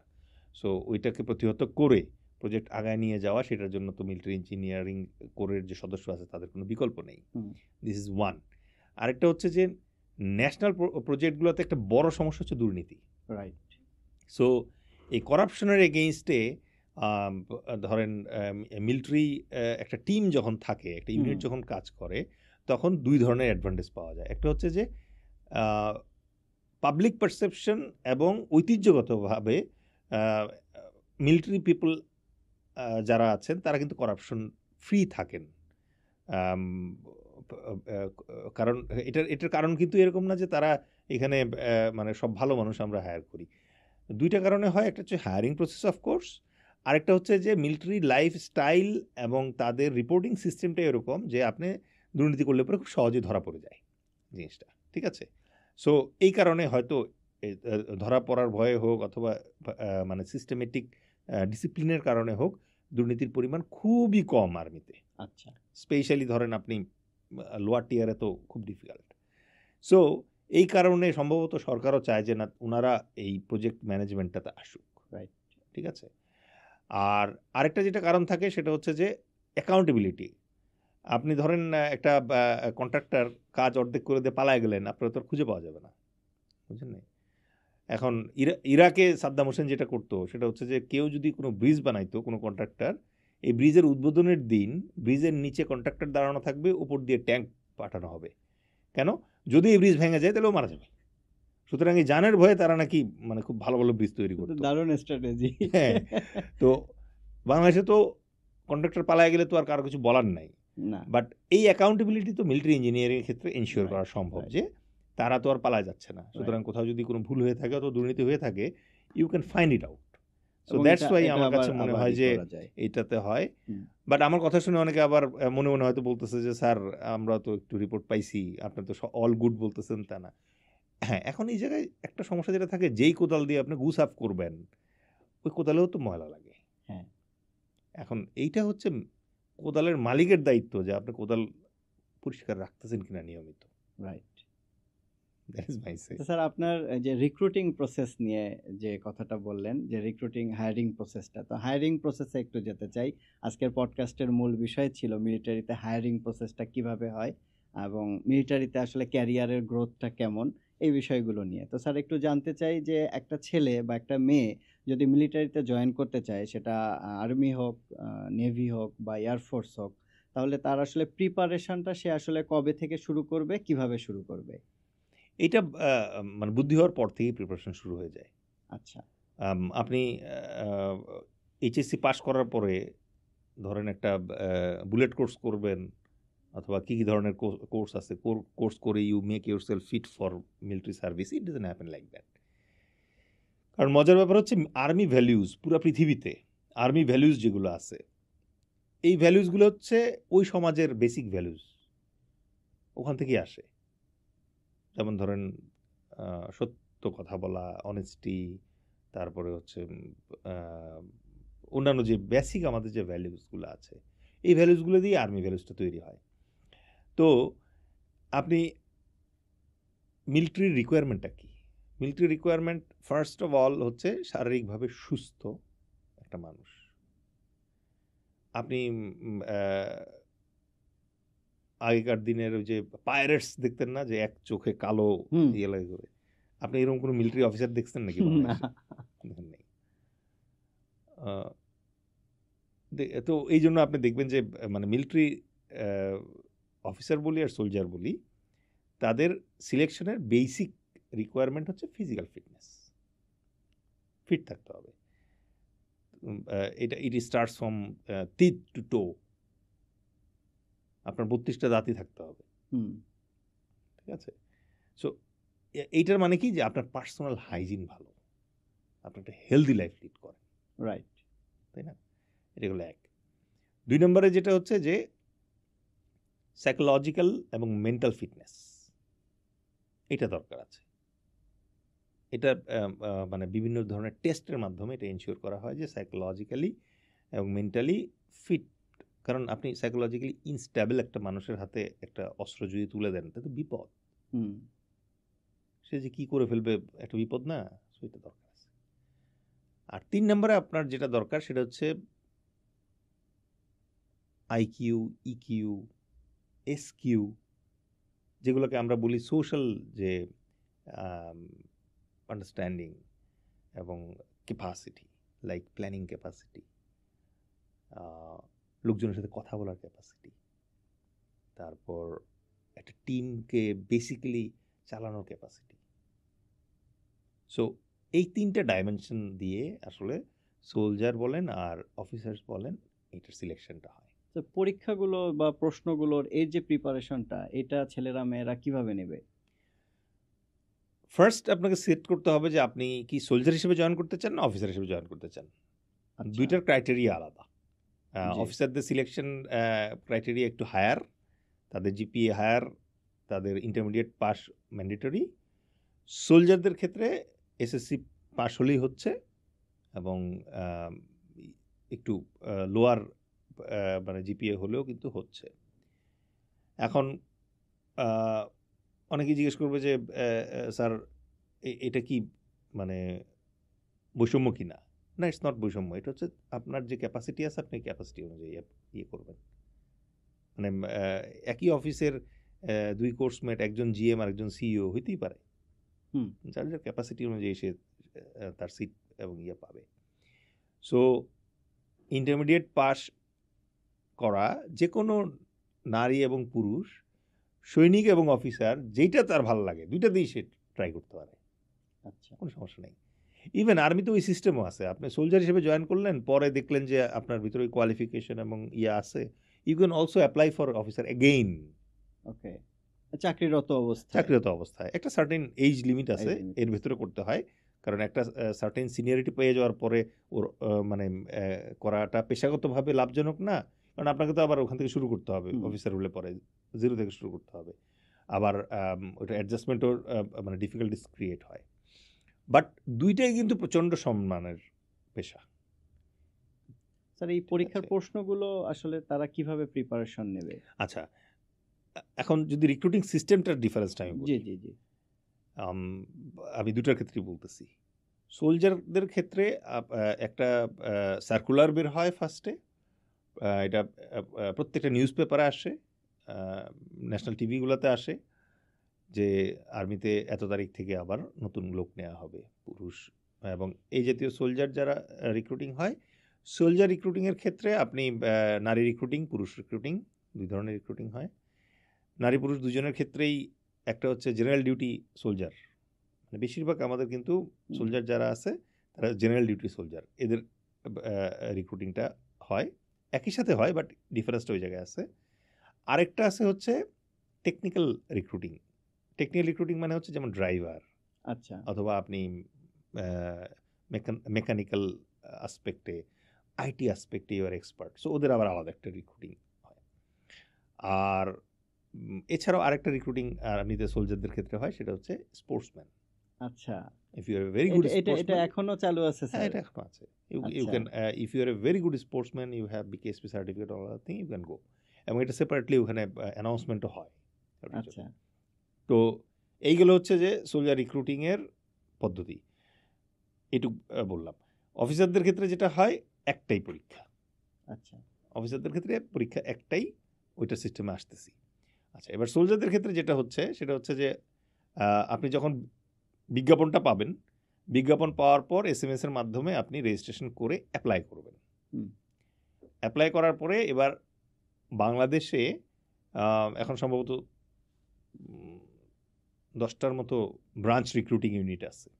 মানে আদিকালে যেটা হয়তো আমাদের বাংলাদেশ স্বাধীন হওয়ার পরে বিভিন্ন স্টেডিয়ামে লোক নিত আর্মিতে, স্টেডিয়ামে রিক্রুটিং টিম যেত এবং এলাকার যারা আশেপাশের এলাকার যারা আছে তারা ওই ডেটটা জেনে ওই দিন চলে যেত, ওই মাঠের ভিতরে রিক্রুটিং ফিজিক্যাল হয়ে ফিটনেস, যেত। হ্যাঁ, এগুলো এখন জিনিসটা অনেক সিস্টেমেটিক হয়ে গেছে। আচ্ছা আচ্ছা আচ্ছা। এখন প্রতিটা মানে বিভাগীয় শহর তো বটেই, মানে 10টা ক্যান্টনমেন্টের সাথে 10টা রিক্রুটিং ইউনিট আছে এবং ওই রিক্রুটিং ইউনিটে আপনার যেমন ধরেন আমি ছিলাম হচ্ছে খুলনার ওসি রিক্রুটিং। আচ্ছা সো আমার আন্ডারে ছিল খুলনা বিভাগের 10টা জেলা। আচ্ছা। সো ওই 10টা জেলার যত ক্যান্ডিডেট আছে তারা আমার ওখানে আসতো পরীক্ষা দেওয়ার জন্য। তো ওই যে যার যার SMS পেয়ে যাচ্ছে, স্ট্যাগার করা থাকে, নির্ধারিত দিন আপনি সকালবেলা চলে যাবেন হচ্ছে রিক্রুটিং ইউনিটে। রিক্রুটিং ইউনিটে যাওয়ার পরে আপনার কাগজপত্র দেখে আপনাকে ভেতরে ঢোকানো হবে। ঢোকানোর পর আপনার বিভিন্ন ধরনের পরীক্ষা হবে এবং সোলজার রিক্রুটিংয়ের বেসিক নিয়ম হচ্ছে দিনের রিক্রুটিংয়ের রেজাল্ট দিনে জানায় দেওয়া হবে। আচ্ছা, এটা মানে ঐতিহ্যগতভাবে এই জিনিসটা এভাবেই করা হয়। মানে নর্মালি মানে এটা পেন্ডিং রাখা হয় না normally, but there are special cases যে হয়তো কোনো কারণে ডিসিশন নেওয়া যাচ্ছে না অথবা কাউকে হয়তো নিতে চাচ্ছে বাট তার হয়তো কোনো একটা ভ্যালিড ডকুমেন্ট এখনও নাই, সো হয়তো এটা একটু পেন্ডিং রাখে। সো নিতে চাচ্ছে বলতে আমি বুঝলাম যে সে যোগ্য, তাকে সে বাংলাদেশ আর্মির একজন সোলজার হওয়ার জন্য উপযুক্ত বলে মানে বিবেচিত, সব পরীক্ষায় পাশ করেছে, কিন্তু হয়তো একটা ভাইটাল ডকুমেন্ট সে আনে নাই ওই দিন পরীক্ষায়, অনেকে ভুল করে এরকম হয়। তো এই রিক্রুটিংয়ের যে ইয়ে আছে, সকাল থেকে আপনার রিক্রুটিংগুলো হয়ে যাবে। এখন আপনি যদি খুব শর্টে জানতে চান তাহলে আমি বলতে পারি যে সকালে যাওয়ার পরে আপনার মেডিকেলটা হবে, মেডিকেলে আপনি ফিট আছেন কি না। নেক্সট যেটা হবে রিটেন একটা পরীক্ষা হয়, বাংলা, ইংরেজি, সাধারণ জ্ঞান, অঙ্ক, এই 4টা টপিকের উপরে হয়। সো এই রিটেন এক্সামে আপনাকে পাশ করতে হবে। তারপর একটা শারীরিক পরীক্ষা হয়, শারীরিক পরীক্ষায় দৌড় থাকে, পুশ আপ অথবা বুকডাউন দেওয়া থাকে, এরকম কিছু আইটেম থাকে ওখানে। আসলে ওই পাস ফেল নাই। আচ্ছা, এখানে পাস ফেল নাই, এটা হচ্ছে যে আপনি দিনে 50 জন আসছে, এই 50 জনের স্কোর শিট তৈরি হয়। টপ স্কোর যারা করবে ওখান থেকে একটা নির্দিষ্ট ওই দিনের আবার একটা নির্দিষ্ট নাম্বার থাকে যে আজকে এই 50 জনে আপনি কতজন নিতে পারবেন, 5 জন, ঠিক আছে। সো এই 5 জন আপনি হয়তো এই সারাদিনের যে এই 50 জনের যে স্কোর শিটটা ক্রিয়েট হলো, এই স্কোর শিট থেকে আপনি মেধা তালিকায় টপ 5 জনকে টপ 5 কিনা সোফিয়ার, কারণ এই সিস্টেমটা আমি নিজে করার সুযোগ হয়েছে আমার ওই জায়গায়। সো এই জিনিসটাকে ফেয়ার রাখা হয়েছে। এবং এই জায়গায় আরও কিছু ব্যাপার আছে, যেমন ধরেন যার জিপিএ একটু হায়ার তার ওয়েটেজ একটু বেশি থাকে, স্বাভাবিক, শুরুতেই সে ওইটা পায়। যার হাইট বেশি সে ওইখানে একটু বেশি ওয়েটেজ পায়। এটা কিন্তু কোনো ডিসক্রিমিনেশন না, এটা হচ্ছে আপনার অ্যাডিশনাল অ্যাডভান্টেজ, ঠিক আছে। সো ওগুলো থাকে, তার সাথে সাথে থাকে হচ্ছে আপনার রিটেনের রেজাল্ট, তার সাথে যোগ হবে হচ্ছে আপনার ফিজিক্যাল রেজাল্ট। এগুলো সব কিছু যোগ করার পরে আপনি যদি ফিজিক্যালি ফিট হন, এবার আজকের দিনের মেধা তালিকা তৈরি হলো 1 থেকে 50। আচ্ছা, আপনি ইজিলি দেখতে পাচ্ছেন যে 1 নাম্বার কি আছে, 2 নাম্বারে কি আছে, 3 নাম্বারে কি আছে। সো ইউ পিক 5 ফ্রম দেয়ার। আপনি আরো 2 জন রিজার্ভ। স্যার, আমার মনে একটা প্রশ্ন আসলো, সেটা হচ্ছে যে ধরলাম এরকম 50 জন একটা রিক্রুটিং প্রসেসের মধ্যে দিয়ে আসতেছে, ওখান থেকে হচ্ছে আজকে আপনার লিমিট হচ্ছে 5 জনকেই নিতে হবে বা 5 জনকে আপনি নিতে পারবেন, কিন্তু ওইখানে যোগ্যতা সম্পন্ন লোক আপনি রিক্রুটের সময় দেখলেন 10 জন, তখন আপনারা কি করতেন স্যার, বা এরকম সিচুয়েশন হয় কিনা? না, চমৎকার, আপনি যেহেতু সেলসে কাজ করেন এই জন্য জিনিসটা বুঝতেছেন। সেটা হচ্ছে যে ধরেন আপনি কত পিস গাড়ি মানে বাজারে আনবেন, এটা একটা অঙ্ক আছে তো। আচ্ছা, না, আমি এই বছরে কয়জন সোলজার নিতে পারবো, যোগ্য থাকার পরেও কয়জন নিতে পারবো, তার একটা অঙ্ক আছে। অঙ্কটা কি? এই বছরে কতজন রিটায়ারমেন্টে চলে যাচ্ছে, আচ্ছা, ফিল আপ করতে হবে আমার। হ্যাঁ। আরেকটা হচ্ছে যে আর্মির একটা এক্সপানশন প্ল্যানও থাকে। তো এই এক্সপানশন প্ল্যানে দেখা গেল যে 2025 সালে আমরা আরো 300 সৈনিক বাড়াবো। আচ্ছা, তাহলে এই 300 প্লাস হচ্ছে যে 100 চলে যাচ্ছে 400, এই তো। এই 400কে এবার আপনি 64 জেলাতে ভাগ দিবেন। ও, রাইট রাইট। 400-কে 64 জেলা দিয়ে ভাগ দিলে পরে আপনার যে নাম্বার আসলো এক জেলার জন্য, তাকে আবার আপনি 365 দিয়ে ভাগ দেন, তাহলে দিনে আপনার কয়জন আপনি নিতে পারবেন এটা বের হয়ে যায়। Right. So this is a very scientific matrix. Okay. তো এখন আপনি যে কোশ্চেনটা জিজ্ঞেস করলেন যে আমি দেখলাম যে না, আমি আজকে 50 জন আসছিল, এর ভেতরে আমার 5 জন আজকের জন্য আমার কোটা, 5 জন আমি নিলাম, বাট আরো 3 জন আমি দেখলাম যে সুপার কোয়ালিফাইড, রাইট। এদেরকে আমরা রিজার্ভ লিস্টে রাখি। ওকে। কারণ there will be good days and there are bad days. কোনো দিন আছে 50 জন আপনি একজনও পাবেন না নেওয়ার মতো। হ্যাঁ, পছন্দই হচ্ছে না বা না, ও কোয়ালিফাই স্কোরই করতে পারছে না। কারণ আপনার তো যতই আমি বলি মেধা তালিকার আবার বেঞ্চমার্ক আছে, হুম, যে এই বেঞ্চের নিচে যদি হয় তাহলে মেধা তালিকা ক্রমে 1 নম্বরে থাকলেও সে আসলে আর্মিতে নেওয়া যাবে না তাকে। So from that point of view এই জিনিসটা ওই ব্যাড ডেইজগুলোর জন্য আমার এই রিজার্ভটা তখন কাজে লাগে।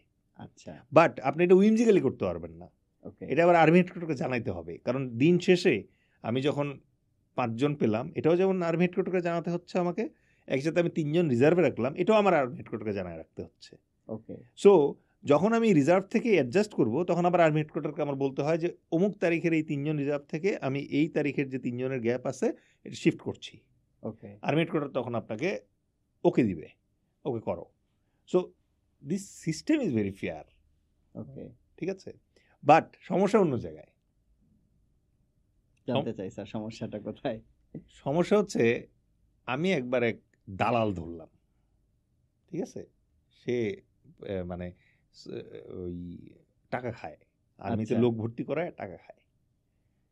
তো আমি ওই দালালটাকে ধরে মানে ভাবলাম যে একটু রাগ লাগে না আপনার, যে এত সারাদিন পরিশ্রম করতেছেন আর ও বেটা মনে করেন যে আর্মির বদনাম করে ফেলতেছে।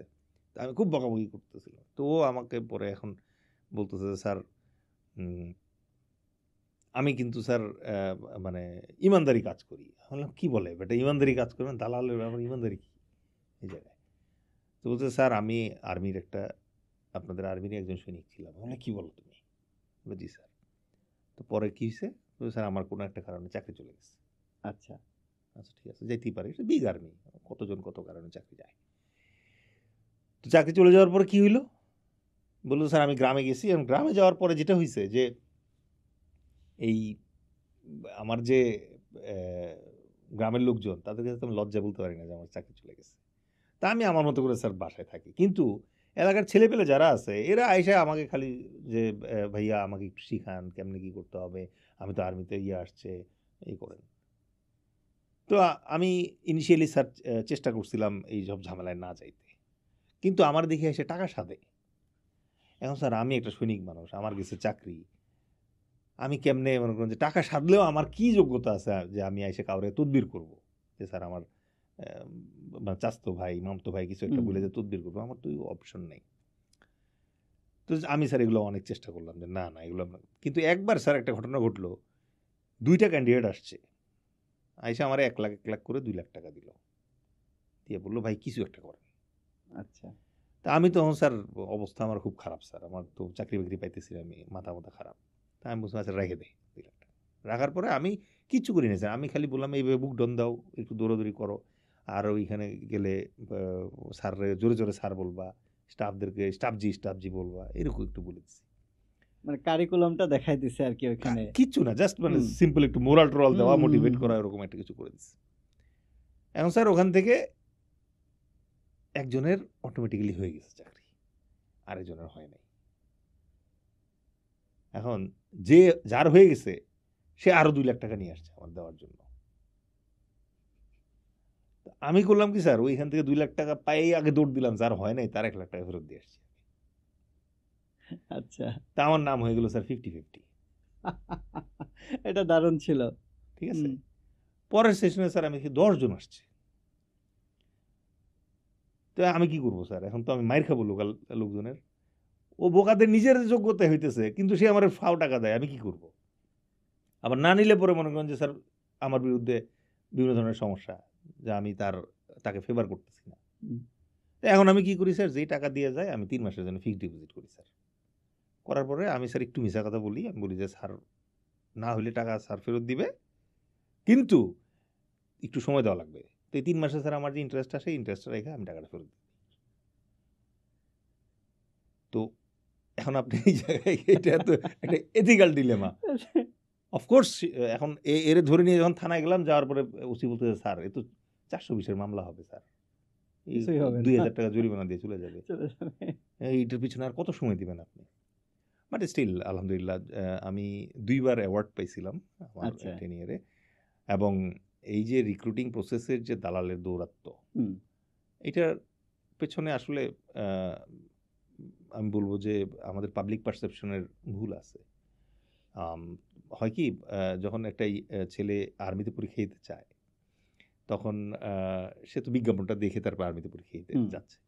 বাট বিজ্ঞাপনে লেখা আছে আপনার হাইট কত, আপনার কি এগুলা। কিন্তু যে কোনো চাকরির ক্ষেত্রে আপনারা আজকে মনে করেন যে একটা কোম্পানিতে চাকরি ইন্টারভিউর জন্য ডাকছে, হুম, আপনি ওই কোম্পানির একজনের খুঁজে বের করবেন না স্বাভাবিক। যে ভাই কোম্পানিটা কিরকম, এটার মালিক কে, এটার কি, এই পজিশনটার কাজ কি। অথবা অনেকে তো আরো স্মার্ট আছে যে এই ম্যানেজার রোলটাতে এর আগে যে ছিল তার কাছ থেকে শুনি। হ্যাঁ, তার মানে এই সোলজার হিসেবে যারা যাবে তাদের মনে অনেক কোশ্চেন থাকে যে ভাই ওখানে কি পরীক্ষা হবে, কেমনে করতে হবে এটা। তো ওরা তখন করে কি, আশেপাশের তাদের পরিচিত সোলজারদেরকে খোঁজার চেষ্টা করে। হুম, এখন যে কিছুক্ষণ আগে এক ভাই বলতেছিল না যে আমাদের আর্মির যারা সার্ভিং থাকে তাদেরকে জিজ্ঞেস করলে ওরা খুব কম কথা বলে, হুম, কারণ তারাও একটা থাকে যে আমি আবার অপ্রয়োজনীয় কথা কোনো বলে ফেললাম কিনা, যেটার জন্য আবার আমার চাকরির কোনো ক্ষতি হয় কিনা। হুম, চাকরির ক্ষতি মেইন ব্যাপার না, আমার আর্মির কোনো ক্ষতি হয় কিনা। হুম, স্টিল আমি রিটায়ার করছি আজকে 5 বছরের বেশি হয়ে গেছে, স্টিল আমি জানি যে কোন কোন তথ্য আছে যেগুলো রিভিল করা যায় না, হুম, ঠিক আছে। সো ওগুলো আমি ওই আলোচনায় যাই না। তো কিন্তু যারা ইয়াং থাকে অথবা চাকরি কম, তারা তো এত কিছু বোঝে না। তারা তখন করে কি, আপনি গিয়ে জিজ্ঞেস করলেন, না না না আমি জানি না ভাই, এগুলো এত কিছু বলতে পারবো না আমি, হুম, ঠিক আছে। আবার অনেকের এলাকায় ওরকম বলার মতো লোকও থাকে না, ঠিক আছে। তখন তাদের যে এইটা একটা দুর্বলতা, এটা একটা নলেজ গ্যাপ, এটা একটা ইনফরমেশন গ্যাপ। এই ইনফরমেশন গ্যাপটা যেটা আছে, এইটাকেই তো এক্সপ্লয়েট করে দালালরা, রাইট। ঠিক আছে। এটা কেমনে খুঁজে পায়? কারণ একটা সিস্টেমে আমাদের একটা আমি ত্রুটি হয়েছে কিনা জানি না, বাট দেশের স্বার্থে টেলিটক মোবাইল থেকে রেজিস্ট্রেশন করতে হয়। হুম, এখন আপনি টেলিটকের সিম ইউজ করেন? না, বাংলাদেশের সবচেয়ে মনে করেন যে আমি বলবো যে awful telecommunication service telco হচ্ছে টেলিটক। টেলিটক, রাইট। আচ্ছা, এখন তাহলে আপনি এলাকায় এই সিম দিয়ে যখন রেজিস্ট্রেশন করতে বলতেছেন, এলাকায় একমাত্র মোবাইলের দোকানে এই সিমটা থাকে। হুম, এখন ওই এলাকার সব ছেলে ওখান থেকে ওখান রেজিস্ট্রেশনটা থেকে করে। registration করে। ওই হারামজাদা করে কি, সরি ফর দ্য মানে স্ল্যাং, সেই পুরো লিস্টটা দালালদেরকে দিয়ে দেয়। এখন দালালরা একেবারে লিজ ধরে জেনে গেল যে এই এলাকা থেকে কয়জন আর্মিতে হুম, পরীক্ষা দিচ্ছে। এবার তারা বিভিন্ন ধরনের ফাঁদ পাতে, হয়তো বাড়ির পাশে যাবে, গিয়ে চায়ের স্টলে বসবে, এই অমুক কিন্তু মানে এত টাকা দিয়ে কিন্তু চাকরি পাইছে, কারণ হ্যাঁ, আপনিও তো পরীক্ষা দিতে যাচ্ছেন। বিভিন্ন গল্প।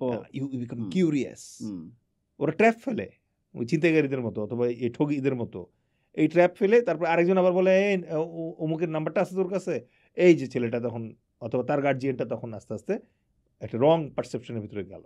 হুম, তো এইটা বন্ধ করাটা জরুরি। এটা বন্ধ করতে পারলে, তো এটা করার জন্য আমি আমার পক্ষ থেকে আমি ব্যক্তিগতভাবে যেটা করছিলাম সেটা হচ্ছে, আমি একটা বই, ওই যেটা বললাম যে তোমাকেই খুঁজছে সেনাবাহিনী, এখানে পুরো এই যে রিক্রুটিং প্রসেসটা বললাম সোলজারদের ক্ষেত্রে, জি, এটা পুরোটা বলা আছে, এবং বলা আছে কি কি ধরনের কারণে হয় না এবং কি কি ধরনের প্রস্তুতি নিলে পরে চান্সটা বাড়ে, হুম, এই জিনিসগুলো ওখানে আলোচনা করা আছে। এবং এই বইটার দাম ইচ্ছাকৃতভাবে আমি 100 টাকার কমে রাখার চেষ্টা করছি, যাক, সো দ্যাট এটা হচ্ছে সদকায়ে জারিয়া, বাট 100 টাকার কমে রাখতে, দাম একটা রাখতে হবে এই কারণে, কারণ প্রকাশক তো কাগজ ছাপায় তারপর কাগজ বিক্রি ছাপায় করে, দেবে, right. দিস ইজ লাগবে। I don't want to take any honorarium from that. এইটা এই বইটা বের হওয়ার পরে যেটা হইলো যে আমার প্রকাশকের পিছনে দালালরা লাগলো যে ভাই 10 লাখ টাকা দিব, এই বইটা আর ছাপায়েন না। আরে, কারণ যখন বইটা থাকে, বইয়ে তো লেখা আছে 5 ফুট 4 ইঞ্চি হচ্ছে মিনিমাম উচ্চতা, হ্যাঁ, দালাল তো 5 ফুট 2 ইঞ্চি হইলেও টাকা নিবে। হ্যাঁ, ওটা আমি দেখতেছি। হ্যাঁ, আমি এটা দেখে তখন নিবো। তো ক্যান্ডিডেট মনে করেন যে এই বই রেফার করে বলে যে এই দেলোয়ার স্যারের বইয়ে তো লেখা যে হুম, 5 ফুট 4 ইঞ্চি মিনিমাম উচ্চতা লাগবে, আমার তো 2 ইঞ্চি, তাহলে এই যে 2 ইঞ্চি এটা কেমনে আপনি কভার করবেন আমাকে বুঝায় বলেন। Right. So it happens like that এই জায়গায়। আবার আমরা চাইলে অনেকভাবে হেল্প করতে পারি, যেমন আমার ক্ষেত্রে আমি এক ধরনের হেল্প করার চেষ্টা করতাম যে দিন শেষে মনে করেন যে আমার 5টা ক্যান্ডিডেটস শর্ট লিস্টেড হইলো যাদেরকে আমি অ্যাপয়েন্টমেন্ট লেটার দিব, হুম, ওদেরকে আমি করতাম কি একজন একজন করে, আমার ইন্টারভিউ যখন হইতো সবার লাস্ট হচ্ছে আপনার ওসিবিএর ইন্টারভিউ, সো ওই ইন্টারভিউয়ের সময় আমি ডেকে নিয়ে আসতাম, এনে আমি ক্যান্ডিডলি জিজ্ঞেস করতাম যে এই হচ্ছে তোমার স্কোর শিট, তুমি বাংলায় পাইছো এত, ইংলিশে পাইছো এত, দৌড়ে পাইছো এত, তুমি দেখো মেধা তালিকায় তুমি 1 নম্বরে আসছো, সম্পূর্ণ তোমার যোগ্যতায় তুমি চাকরি পাচ্ছ, আচ্ছা এখন তুমি আমাকে বলো যে তুমি কি কাউকে টাকা দিছো। হ্যাঁ অনেকে রিভিল করতো, অনেকে আমতা আমতা করে করতো, কেউ কেউ বলতো যে হ্যাঁ স্যার আমি টাকা দিছি, কাকে দিছো, অমুককে দিছি। এখন আমার তো প্রতিদিন রিক্রুটিং থাকে, আমি তো আমার রিক্রুটিং কাজ বাদ দিয়ে, একটা রিক্রুটিং টিম হচ্ছে 8 জনের মাত্র। আচ্ছা so this is very hectic job. মানে রিক্রুটিংয়ের আমি যে টাইমটা আর্মিতে পার করছি, সকাল ভোর মানে ফজরের নামাজ পড়ে আস্তে আস্তে বের হয়ে যেতে হতো আমাকে, আমি এশার নামাজ বাসায় এসে পড়তে হতো, পুরো টাইম আমাকে থাকতে হতো, কারণ দিনের রিক্রুটিং দিনে শেষ করতে হবে। কারণ এই হেকটিক জবের মাঝখানে আপনার তো আসলে ওই এফোর্ট দেওয়ার সময় নাই যে দালালের পিছনে আপনি মোবাইল দিয়ে খুঁজবেন। আমি যেটা পার্সোনালি করতাম, আমি ওই ছেলেকে বলতাম যে অ্যাপয়েন্টমেন্ট কার্ডটা সাইন করে আমি ওকে বলতাম this is your appointment card, congratulation, welcome to Bangladesh army, but তোমার যে টাকাটা আছে ওই টাকাটা তো উদ্ধার করতে হবে। স্যার কেমনি উদ্ধার করবো? আমি বললাম তুমি তো এখান থেকে বাইরে হওয়া মাত্র তোমার একেবারে জায়গা খুলে মনে করো যে চেক করবে যে তুমি অ্যাপয়েন্টমেন্ট কার্ড পাইছো কিনা, কারণ ওরা গেটের পাশেই ঘাপটি মেরে থাকে। ওরা তো জানে, ইউজ টু এই জিনিসের সাথে। উপায় একটাই, তুমি অ্যাপয়েন্টমেন্ট কার্ড আমার কাছে রেখে যাও। কারণ যেদিন অ্যাপয়েন্টমেন্ট কার্ড পাচ্ছে সেই দিন কিন্তু সে ট্রেনিং এ যায় না, প্রতি 6 মাসের অ্যাপয়েন্টমেন্ট কার্ড একত্র করে 6 মাস পরে একসাথে যায় ট্রেনিং এ। তো তুমি বাইরে যাও, গিয়ে বলো যে আমার হয় নাই, ঠিক আছে? এবং এই জন্য আমি টেকনিক্যালি করতাম কি, পুরা যে 50 জন আসছে 50 জনকে একেবারে লাস্ট পর্যন্ত রাখতাম, যাতে দালালরা ধরতে না পারে, একটা একটা করে ছাড়তেন না, না দালালরা যাতে ধরতে না পারে যে আসলে কে কার হয়েছে কার হয় নাই। আচ্ছা ঠিক আছে, আমি যদি একটু একটু করে ফেল করে আর ওদেরকে আউট করে দিতাম, তাহলে তো ওরা জানতো যে এই 5 জন লাস্টে আছে, বাট একসাথে ছাড়লে তো আর ধরতে পারবে না। এইটা এই যে এই জিনিসগুলা, এইটা আপনাকে মনে করেন যে আর্মির কোনো ট্রেনিং এ শেখায় না, স্টাফ কলেজে শেখায় না, কোথাও শেখায় না, এটা কাজ করতে করতে শিখছি। তো তখন গিয়ে ওরা আমি বলতাম তুমি গিয়ে বলো যে তোমার হয় নাই, আচ্ছা না হইলে পরে তোমাকে তো টাকাটা ফেরত দিবে, ভাঙিয়া হোক আর যেটা হোক দিক। So you get 3 to 6 months time, এর ভিতরে টাকাটা তুমি করো, আর লুকায় লুকায় একদিন আসো, এসে অ্যাপয়েন্টমেন্ট কার্ডটা আমার কাছে নিয়ে যাও।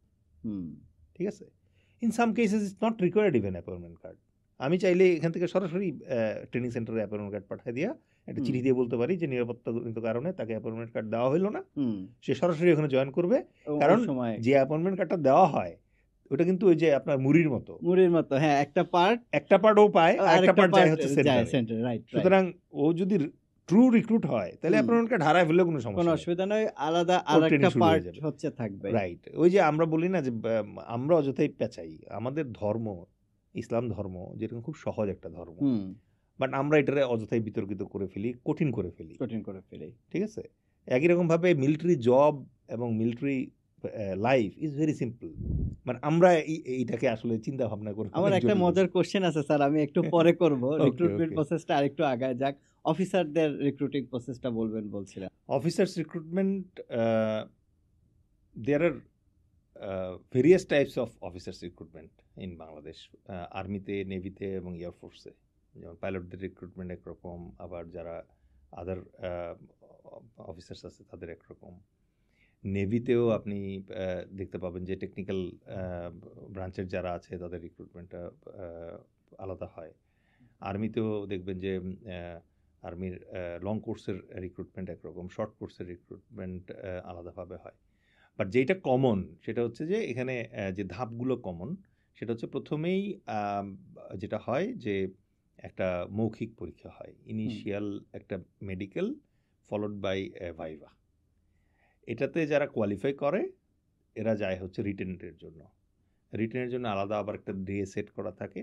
সো রিটেনেও যেমন আর্মির ক্ষেত্রে লং কোর্সের ক্ষেত্রে বাংলা, ইংলিশ, সাধারণ জ্ঞান এবং অঙ্ক, এই 4টা পরীক্ষা হয়।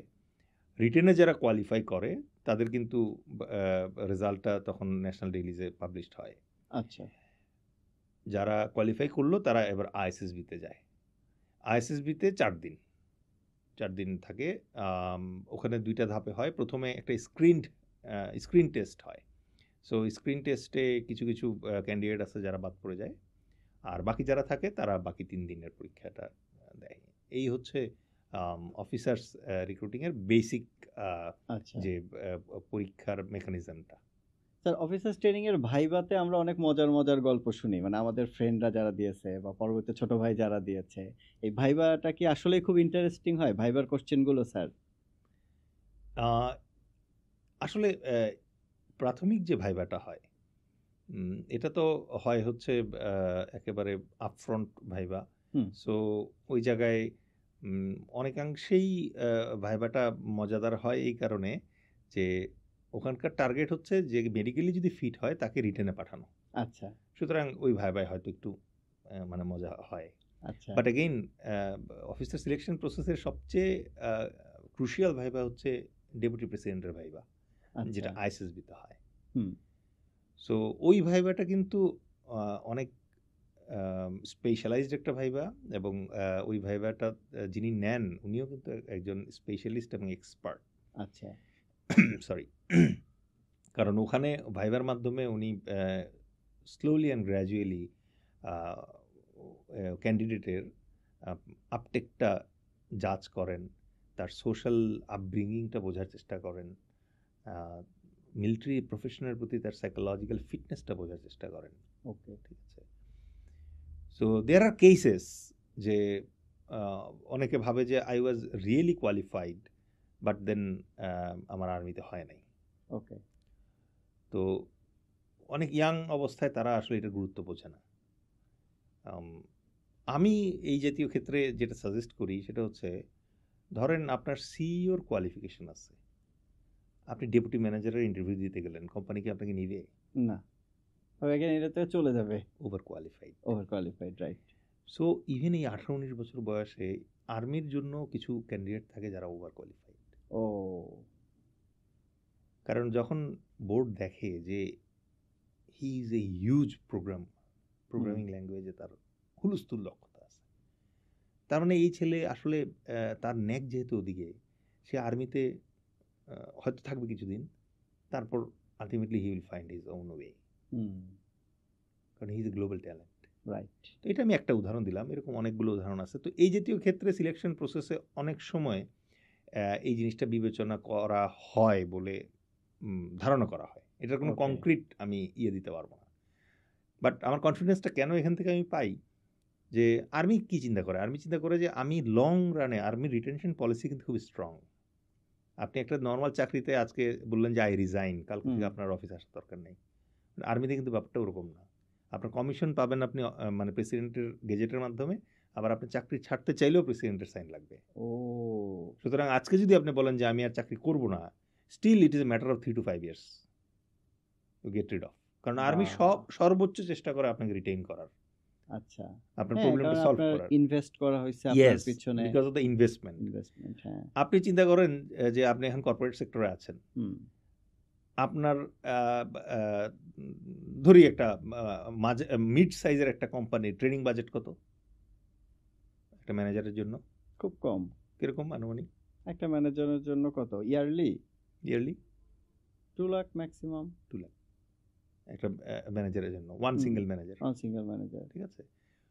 এখন আপনি চিন্তা করেন যে একজন মেজর র্যাঙ্কের অফিসার, তাকে আপনি 1 বছর সপরিবারে ইউএসএতে রাখবেন, ঠিক আছে, এবং এই 1 বছরে আপনি হায়ার লিডারশিপের উপরে ট্রেনিং পাবেন, on planning, on operational excellence. খরচ কীরকম? That is the training budget. যে এই পরিমাণ বাজেট ইনভেস্ট করা হয় এক একজন অফিসার ক্রিয়েশনের পেছনে। আচ্ছা। এই জন্য যখন আমরা বলি যে বিডিআর হত্যাকাণ্ডে আমাদের 57 জন অফিসারের loss is a global loss, right, historic একটা লস। হিস্টোরিক। কারণ শুধু আমাদের দেশ না, প্রত্যেকটা দেশের আর্মি তাদের প্রত্যেকটা অফিসারকে যত সিনিয়র হতে থাকে তত তার পিছনে ইনভেস্টমেন্ট বাড়ে। সো ওই ইনভেস্টমেন্টটাকে কনসিডার করলে আপনি চিন্তা করেন 57 জন অফিসারের loss is a huge national loss. তো ওই কারণে যেটা বলার চেষ্টা করলাম যে আর্মি তাদের হায়ারিংয়ের সময় এই জিনিসটা মাথায় রাখার চেষ্টা করে যে লং রানে এই ক্যান্ডিডেট আমাদের সাথে থাকবে কিনা। ঠিক আছে। বাট মজার ব্যাপার হচ্ছে যে আমি আজ পর্যন্ত, আইসিএসবি তো একটা competitive exam, very very competitive exam. এর ভিতরে মানে একটা ব্যাচে, যেমন আমার 8 জনের একটা ব্যাচের আমি একজন হয়েছি, বাকি 7 জনের হয় নাই। বাট এই বাকি 7 জন কিন্তু কর্পোরেট সোসাইটিতে চমৎকার চমৎকার পজিশনে আছে। So reaching up to ISSB is a benchmark. Okay. এবং ওই 4 দিন আপনি আইএসএসবিতে থেকে আসার পরে আপনার ভিতরে যে কনফিডেন্সটা গ্রো করে, এই 17-18 বছর বয়সে কোনোভাবে আপনি আর অন্য কোনো পদ্ধতিতে এই কনফিডেন্স দিতে পারবেন না। আপনি আমাকে যদি পারেন দেখায়েন যে আইএসএসবিতে কোয়ালিফাই করে নাই এরকম একজন মানুষ যে লাইফে এখন আর কিছু করতে পারতেছে না। Very rare. কারণ আইএসএসবিতে পৌঁছানো মানেই হচ্ছে আপনি already best of the best, একটা মানে ওই বয়সীদের বেস্ট অফ দ্য বেস্ট একটা, মানে আপনি আপনার বেঞ্চমার্ক ছুঁয়ে ফেলছেন। Exactly, you are already chosen. ধরেন 5 লাখ রিটার্ন দিচ্ছে, সেখান থেকে আপনি কতজন নিয়ে আসছেন আইএসএসবিতে, তার মানে এখানে তো একটা ফিল্টারিং হয়েছে, বিশাল ফিল্টারিং। এক্স্যাক্টলি। এই জন্য আপনি দেখেন যে কর্পোরেটে কি হয়, আপনি যদি একটা এমএনসিতে জব করা ক্যান্ডিডেট হন, তাইলে কিন্তু পরের বার যখন আপনি আরেক জায়গায় সুইচ করেন আপনার কিন্তু এত ভেরিফিকেশন আর লাগে না। ওইখানে কিন্তু আপনাকে কেউ বলবে না যে আপনার সার্টিফিকেট জমা দেন, না বলবে না, আপনার ওই employment certificate of last MNC enough. কারণ তারা জানে যে তারা এসবি ভেরিফিকেশন বলেন, তারপরে সার্টিফিকেট ভেরিফিকেশন বলে এগুলো সব করাইছে। তো একই রকম ভাবে যখন মিলিটারি ব্যাকগ্রাউন্ডের কেউ যখন একটা জবের জন্য কোথাও যায়, ওই সেম কাজ। ইটস নট অনলি যে আপনি দেখবেন ট্রাফিক পুলিশ যারা আছে তারা যদি শুনে যে আপনি কে, আমি মেজর দেলোয়ার, এরপর আর বলে না যে আপনার ড্রাইভিং লাইসেন্সটা দেখান। হ্যাঁ, কারণ কি? কারণ হচ্ছে মেজর হইতে হলে আপনাকে ড্রাইভিং লাইসেন্স পাইতে হবে। তাই নাকি স্যার? It is mandatory. ও, এটা তো জানতাম না। ঠিক আছে, মানে মেজর হতে হলে আপনার driving licence mandatory. This is A mandatory requirement to become a major. আচ্ছা, তো এই জন্য মজার স্যার আমার একটু রিলেট করি। আমার মনে পড়ে ওই যে যখন ছাত্ররা নিরাপদ সড়ক আন্দোলন করলো, তখন মিলিটারির কয়েকটা গাড়ি আর কি ড্রাইভারের লাইসেন্স মেবি এক্সপায়ার হয়ে গেছিল। তো এরকম একজন মেজর সামনে বসে, আমার ওই ফুটেজটা মনে আছে, মেজর বলতেছে আমার কাছে লাইসেন্স আছে, আমি ড্রাইভ করব। পরে সে ড্রাইভ করছে আর ড্রাইভার গিয়ে যায় তার সিটে বসে, তারপর ড্রাইভ করে চলে গেছে। এই মানে নর্মালি মিলিটারি সোসাইটিতে প্র্যাকটিসটা হচ্ছে কি, যে আমরা তো ডেইলি লাইফটা লিড করি যুদ্ধের স্টাইলে, কারণ আদারওয়াইজ আপনার ওই স্টাইলটা থাকে না। আপনার you need to give your skin to the business. So suppose আপনি কার সেল করবেন, কিন্তু আপনি ওই সেলস মেন্টালিটিতে থাকেন না। হঠাৎ করে একদিন ক্লায়েন্ট আসে, আপনি সেল করার চেষ্টা করেন। No, it doesn't happen like that. যেমন আপনার ক্ষেত্রেই আমি বলি যে you not only sell cars, but also you try to understand the car business history and technological update যেগুলো হচ্ছে। মিলিটারি ব্যাপারটাও তাই। তো মিলিটারিতে আমরা যখন, আমি ড্রাইভ পারি, বাট তারপর কিন্তু দেখবেন যে জিপ ড্রাইভ করতেছে ড্রাইভার, একজন স্পেসিফিক ড্রাইভার। কেন? কারণ সরি, ওয়ার টাইমে কি হবে, ওয়ার টাইমে তো নর্মালি ও গাড়ি চালাবে, আমি ম্যাপে কন্টিনিউয়াস দেখতে থাকবো যে নেক্সট মুভ কি, আমি ওয়্যারলেসে কন্টিনিউয়াস কমিউনিকেট করতে থাকবো। So I should not get myself involved in driving the car. Right. But নিয়ম যেটা আছে মিলিটারিতেও, এই নিয়ম আছে, সেটা হচ্ছে বিশেষ পরিস্থিতিতে অফিসার নিজেই ড্রাইভ করবে। সেটা কি? যদি ড্রাইভার অসুস্থ বোধ করে অথবা ড্রাইভার নাই, আহত হতে পারে যুদ্ধ সিচুয়েশনে। So you must have that qualification and capacity. আপনি এখন একটা জেনারেলকে যদি বলেন যে আপনি রাইফেল চালাতে পারবেন কিনা, অফকোর্স হি ক্যান, বাট ওনার কাছ তো রাইফেল চালানো না। রাইট। বাট যদি পরিস্থিতি ওরকম আসে, হি ক্যান। এই আর কি। স্যার আমরা তাহলে একটু ট্রেনিং এর বিষয়ে আসি। স্যার আর্মির ট্রেনিং এর আমি যেটা বলছিলাম একটু আগে, আমার কাছে একটা মজার কোশ্চেন আছে বা থাকে, সেটা হচ্ছে যে অনেকেই স্যার আর্মি ট্রেনিং থেকে চলে আসে, ট্রেনিংটা কন্টিনিউ করে না, মানে আমরা বলি পালায় চলে আসে। এটা কেন আসে স্যার? এটা কি খুব কঠিন ট্রেনিংটা? Of course training is very tough. Okay, anyway আপনি দেখবেন যে ট্রেনিং এর সময় হয় কি, যে আপনি বাস্তব লাইফে যেই কাজগুলো করবেন তার যতগুলো ভ্যারিয়েশন সম্ভব সবই তো ট্রেনিং এর সময় আপনাকে প্র্যাকটিস করতে হয়। তো তখন কিন্তু লোড অনেক হাই থাকে। ওকে, যদিও মিলিটারি ট্রেনিং এর যে ব্যবস্থাটা, এটা এত বেশি সায়েন্টিফিক যে মানে লোড কিন্তু খুব পরিমিতভাবে আস্তে আস্তে দেওয়া হয়, গ্র্যাজুয়ালি। আপনার ফিজিক্যাল লোড বলেন, মেন্টাল লোড বলেন, এগুলো সব কিছু খুব গ্র্যাজুয়ালি দেওয়া হয়। And it is really tested. কেন? আপনি ধরেন যে আজ থেকে 50 বছর আগে পডকাস্ট বলতে কিছু ছিল না, আর্মি ছিল। আজ থেকে 500 বছর আগে আর্মি ছিল। আজ থেকে 5000 বছর আগে আর্মি ছিল। কেন? কারণ হচ্ছে পৃথিবীতে মানুষের প্রথম প্রফেশন হচ্ছে চাষাবাদ শিকার করা, মানে খাদ্য আহরণ পদ্ধতি। তো যখন তারা দেখলো যে না, আমি চাষাবাদ করে ভালো একটা ফলন হয়েছে আমার, তো সব তো আর একদিনে খাওয়া যাবে না, তো ওইটারে কি করলো, সে স্টোর করা শুরু করলো।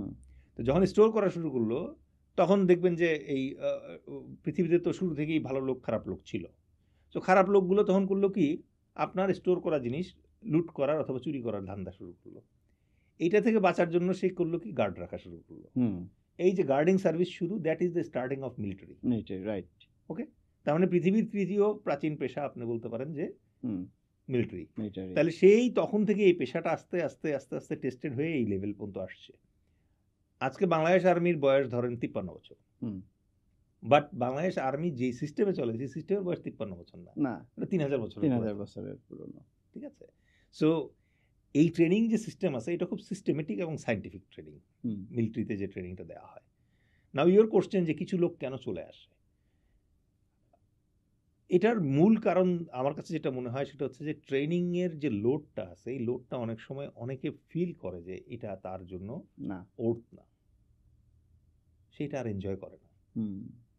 ট্রেনিং লাইফে কিন্তু উই এনজয় আ লট, মানে আমাদের সবচেয়ে কষ্টের টাইম ট্রেনিং। আবার যদি আমি বলি যে সবচেয়ে এনজয়মেন্ট আমাদের যেটা ছিল ওটা ট্রেনিং, কারণ ট্রেনিংয়ে আমি ভুল করি যাই করি আসলে আমার কিছু হয় না। আচ্ছা, কারণ আমি ট্রেনিং অফিসার। হ্যাঁ, একটা মজার একটা ঘটনা বলি, যেটা আমি আপনাকে বলতেছিলাম যে প্রথম যেদিন আমরা আর্মিতে কমিশন পাওয়ার পর ইউনিটে যাই, ওই দিন যেরকম একটু র্যাগিং টাইপের একটা হয় রেজিমেন্টেশনের, একই রকমভাবে যেদিন ফার্স্ট আপনি মিলিটারি একাডেমিতে যাবেন, ওই দিনও কিন্তু একটু র্যাগিং হয়, মজা হয় আর কি। তো এটাকে আমরা বলি ওরিয়েন্টেশন, রাইট। তো নর্মালি যেটা হয় যে, যেমন আমার ক্ষেত্রে যেটা হয়েছে যে গেটে আসলাম, গেটে আসার পরে বাবা মা বিদায় টিদায় দিল, তো ওখানে রিসিভ করে আবার একজন থাকে, অফিসার থাকে, থাকে, হ্যাঁ আন্টি ঠিক আছে, আর বাপ মা তো বলতেই থাকে একটু দেখে রাখবেন এই সেই। তারপরে যখন গেটের ভেতরে আপনি ঢুকবেন, এরপরে ডলা শুরু, ঠিক আছে, এইটা ছোন ওইটা ছোন, এই লাফালাফি, এইটা ওইটা হ্যান তেন, তো মানে পাগল অবস্থা ওই জায়গায়। তো এরকম একটা গল্প আছে আর কি, যে একবার এরকম ধরেন একটা ব্যাচে 100 জন করে থাকে, তো এরকম গেট দিয়ে একজন করে ঢুকতেছে, আর ধরেন এগুলো চলতেছে মাঠের ভিতরে চিল্লাচিল্লি লাফালাফি এগুলো। তো একজন ক্যাডেট বারবার এই যে হাত তুলতেছে, যে কিছু একটা বলার চেষ্টা করছে। এখন সমস্যা হচ্ছে ট্রেনিং এর সময় আপনি বলার চেষ্টা করলে এই স্টার্ট ফ্রন্ট রোল, আবার এই লাফ দাও, এই করো ওই করো, কেউ কথা শুনবে না আর কি। কারণ প্রথম দিন এটা করা হয় এই কারণে, যাতে আপনি যে ব্যাকগ্রাউন্ড থেকে এসে থাকেন, আস্তে আস্তে যাতে আপনার এই আগের সবকিছু ভেঙে যায়। তো ভালো কথা। তো এগুলো চলে হচ্ছে প্রায় মধ্যরাত পর্যন্ত, ঠিক আছে, কারণ সবাই তো একসাথে ঢোকে না। মধ্যরাতে গিয়ে সবাই আসার পরে তারপরে আসতে এবার গণনা শুরু। গণনা করতে গিয়ে দেখা গেল যে টোটাল 101 জন পাওয়া যাচ্ছে। এখন আপনার কথা অনুযায়ী ট্রেনিং এর ডলা খায় তো পালায় লোকজন। এখন যারা ওইখানে অফিসাররা ছিল, সিনিয়র ক্যাডেটটা ছিল, তারা চিন্তা করতেছে কি ব্যাপার, সংখ্যা একটা দুটো কম হইতে পারে, বাড়লো কি করে, রাইট। এখন এসে জিজ্ঞেস করতেছে, এই শোনো, তোমাদের ভিতরে কেউ একজন আছে যে ক্যাডেট না? এখন আর কেউ কথা বলে না। তো 1 ঘন্টা চলে গেছে, 2 ঘন্টা চলে গেছে, ভোর হয়ে যেতেছে, রিকোয়েস্ট করতেছে এখন, ভাই প্লিজ তোমাদের ভিতরে কেউ আসো যে আসলে ক্যাডেট না। এবার ওই ছেলেটা যে শুরুতে যে হাত তুলছে, কি হলো, বললো স্যার আমি আসলে এই বিএম এর সোনালী ব্যাংকে জয়েন করতে আসছিলাম। আর্মি ট্রেনিং করাই দিয়েছেন সারাদিন, ড্রেস একরকম পাইছে, ভাবছে যে ও বোধহয় ক্যাডেট। আচ্ছা, বললো যে তাহলে আপনি এতক্ষণ বলেন না কেন? বললো স্যার আমি অসংখ্যবার বলার চেষ্টা করছি, কিন্তু আমার কথা কেউ শোনেন না। তো এইরকম মানে মিলিটারি ট্রেনিং এর লোড আছে, যেটা অনেকে এনজয় করে না। আচ্ছা, অনেকের আবার শারীরিক সমস্যা হয়, শারীরিক সমস্যা হয় ট্রেনিং করতে গিয়ে, যার কারণে তারা হয়তো আর এটা কন্টিনিউ করতে চায় না। ইভেন অনেক সময় মেডিকেল বোর্ডও বলে যে মানে তোমার হয়তো কন্টিনিউ করা ঠিক হবে না শারীরিক কারণে। তো দোজ আর দ্য রিজনস যার কারণে তারা মানে চলে আসে। আচ্ছা, বাট আমি এর বাইরে আর নর্মালি কোনো কারণ থাকে না। ট্রেনিং এর লোডটা যে নিতে পারতেছে না, সাইকোলজিক্যালি যে ফিট ফিল করতেছে না, হয়তো জোশের বসে আর্মিতে জয়েন করে ফেলছিল, দেন হয়তো ডিপ থিঙ্কিং করছে, বাসায় কথা বলছে, দেন দে কুইট। স্যার ট্রেনিং এর পরে একজন জয়েন করার পরে মানে তার হচ্ছে ক্যারিয়ার গ্রোথ মানে অফিসার লেভেলে বা সোলজার লেভেলে যদি স্যার একটু বলতেন। মিলিটারি ক্যারিয়ার গ্রোথের যে প্যাটার্নটা আছে এটা খুবই সিস্টেমেটিক। আপনি প্রত্যেকটা র্যাঙ্কে যাওয়ার আগে দেয়ার আর প্রমোশন এক্সামস। সো আপনি ওই এক্সাম মানে কোয়ালিফাই করবেন, আপনি যদি পাস করেন you will get next rank, এবং আপ টু মেজর এটা হচ্ছে এইভাবেই যায়। আচ্ছা। আর নেক্সট অনওয়ার্ড যেগুলো আছে এগুলোকে আমরা বলি সিলেক্টিভ র্যাঙ্কস। সিলেক্টিভ র্যাঙ্কসের ক্ষেত্রে যেহেতু মানে আসন সংখ্যা সীমিত, সুতরাং ওখানে একটা কম্পিটিশন হবে। সো ওই কম্পিটিশনের ক্ষেত্রে আবার যেটা হয় যে প্রতি বছরই আপনি যে কাজ করছেন তার এগেইনস্টে আমরা বাইরে কি বলি এটাকে, অ্যানুয়াল অ্যাসেসমেন্ট, যেটা কর্পোরেটে কি বলে, এটাকে বলে হচ্ছে পারফরম্যান্স রিপোর্ট যেটা থাকে। সো পারফরম্যান্স রিপোর্টে কিন্তু একটা স্কোর থাকে, কেপিআই যেটা থাকে, ওটা একটা স্কোর থাকে। তো প্রত্যেক অফিসারের কিন্তু এরকম স্কোর থাকে। সো এই স্কোরের বেসিসে এবং অন্যান্য ব্যাপারগুলো দিয়ে তারপর আস্তে আস্তে সিলেক্ট করা, এটা থাকে পিরামিড স্ট্রাকচার। যেমন আমরা 100 জন কোর্সমেট আছি, 100 জন কোর্সমেটের ভিতরে 100 জন তো আর জেনারেল হবে না। সো বিভিন্ন র্যাঙ্কে আস্তে আস্তে এটা কমতে থাকে, যারা বেটার তারা উপরে উঠতে থাকে। সো এই জন্য আপনি দেখবেন যে কেউ যদি মেজর র্যাঙ্কে মানে আটকে যায়, তার কিন্তু এটা নিয়ে কোনো কমপ্লেইন নাই না যে আমি মেজর র্যাঙ্কে আটকে গেছি, ও আমার কোর্সমেট ও জেনারেল হয়ে গেছে, because this is so fair, the promotion system is so fair. So that is actually the military promotion system, যেটা মিলিটারির ওয়ান অফ দ্য স্ট্রেংথ। আমার স্যার এক বড় ভাই ছিলেন আর কি, উনি কঙ্গোতে মিশনে ছিল। তো ভলিবল খেলার সময় পায়ে ব্যথা পায়। পায়ে ব্যথা পাওয়ার পরে উনি 6 মাসের মতো বেড রেস্টে চলে যাওয়া লাগে, পরে দেশেও ফেরত আসে। তো এই সময় হয়েছে ওনার জুনিয়ররা প্রমোশন পেয়ে উপরে চলে গেছে। এবার ওনার জন্য এবার জায়গাটা কেমন একটু আনকমফোর্টেবল হয়ে গেছে। তো সে তখন আস্তে আস্তে করে লিভ করে মানে গ্রামে ফেরত আসছে আর কি। It's very understandable. কারণ আমার কাছে যেটা মনে হয় যে ইউ সি আর্মিতে আছেই কি, আর্মিতে মেইন জিনিস হচ্ছে আপনার দেশপ্রেম, তারপর হচ্ছে আপনার নিজের পল্টনের ইজ্জত, এবং আপনার ফ্যামিলির ইজ্জত, এবং আপনার নিজের ইজ্জত। রাইট। সো যখনই আপনি দেখবেন যে না, you are not feeling comfortable, অথবা আপনি গ্রেস ফিল করতেছেন না ওই জায়গায়, তখন তো আপনার কাছে সোলজারিং ইজ ভেরি ডিফিকাল্ট। তখন আপনার কাছে এই বুটের ওজন অনেক বেশি মনে হবে, তখন ইউনিফর্ম আপনার কাছে অনেক রুক্ষ মনে হবে, তখন হাতের অস্ত্রটা আপনার কাছে অনেক ওজনের মনে হবে। You will not enjoy. The moment you stop enjoying soldiering, relishing soldiering, that is the time you should quit immediately you should quit. কারণ this is all volunteer service. আপনি এখন যদি বলেন যে আমি আর মানে সোলজারিং এনজয় করতেছি না, আর্মি কিন্তু আপনাকে আটকাবে না। আর্মি আপনার প্রবলেমটা সলভ করার চেষ্টা করবে। যদি দেখা যায় না this problem is beyond solution, army is going to say you goodbye. Okay sir, একটা মজার বিষয় আর কি, মজার বিষয় না, যে লাস্ট কিছুদিন ধরে বাংলাদেশে এরকম একটা কথাবার্তা চলছিল, যেহেতু আমাদের পার্শ্ববর্তী দেশের কিছু নেতিবাচক দৃষ্টিভঙ্গির জন্য, যে বাংলাদেশের জনগণের জন্য সেনাবাহিনীর ট্রেনিং কতটা জরুরি। যেমন পৃথিবীর অনেক দেশেই তাদের জনগণকে মোটামুটি একটা বড় অংশের জনগণকে ট্রেন আপ করে রাখে, অনেকে পুরো জনগোষ্ঠীকেই একটা বয়স হলেই ট্রেন আপ ম্যান্ডেটরি করে দেয়। এই বিষয়ে বাংলাদেশের জনগণের সেনাবাহিনীর ট্রেনিংয়ের ব্যাপারে আপনার স্যার মতামতটা কি? Thank you. এই ব্যাপারে একটা জোক আছে। আচ্ছা, শিওর স্যার। সেটা হচ্ছে যে আপনি সারা দেশের জন্য যদি কম্পালসারি মিলিটারি ট্রেনিং এর ব্যবস্থা করেন, তাহলে ব্রাহ্মণবাড়িয়ার জন্য করতে হবে কম্পালসারি কমান্ডো ট্রেনিং। ওরা তো অলরেডি বেশ জোশী। এটা একটু মজা করে বললাম, সরি। ব্রাহ্মণবাড়িয়ার কেউ যদি আমাদের পডকাস্ট দেখে, মানে I have full respect for them. Now আপনি যেই কোশ্চেনটা জিজ্ঞেস করলেন সেটার ব্যাপারে আসি। সেটা হচ্ছে যে ফার্স্টে আমাদের বুঝতে হবে যে মিলিটারি ট্রেনিংয়ের দরকার কী। বাংলাদেশ শুধু না, যে কোনো রাষ্ট্র আর্মি কেন রাখে অথবা মিলিটারি কেন মেনটেন করে? কারণ হচ্ছে যে প্রত্যেকটা রাষ্ট্রের পাশে আরেকটা রাষ্ট্র থাকে। সো আপনার প্রতিবেশী রাষ্ট্র আপনার সম্ভাব্য শত্রু। এটা ইন্টারন্যাশনাল পলিটিক্স এবং স্ট্র্যাটেজিতে মানা হয়। আপনার প্রতিবেশী রাষ্ট্রের যে সক্ষমতা আছে অথবা যা দিয়ে সে যুদ্ধ করবে, তাকে প্রতিহত করার জন্য যে ধরনের প্রযুক্তি দরকার, সামরিক প্রযুক্তি দরকার, সেটাই আপনি মেনটেন করবেন। এটাই নিয়ম, এটাই লেহাজ। আপনি থাকেন পাপুয়া নিউগিনিতে, হুম, আর আপনি প্রিপারেশন নেবেন হচ্ছে রাশিয়ার এগেইনস্টে, ওরকম হয় না। আচ্ছা, ঠিক আছে?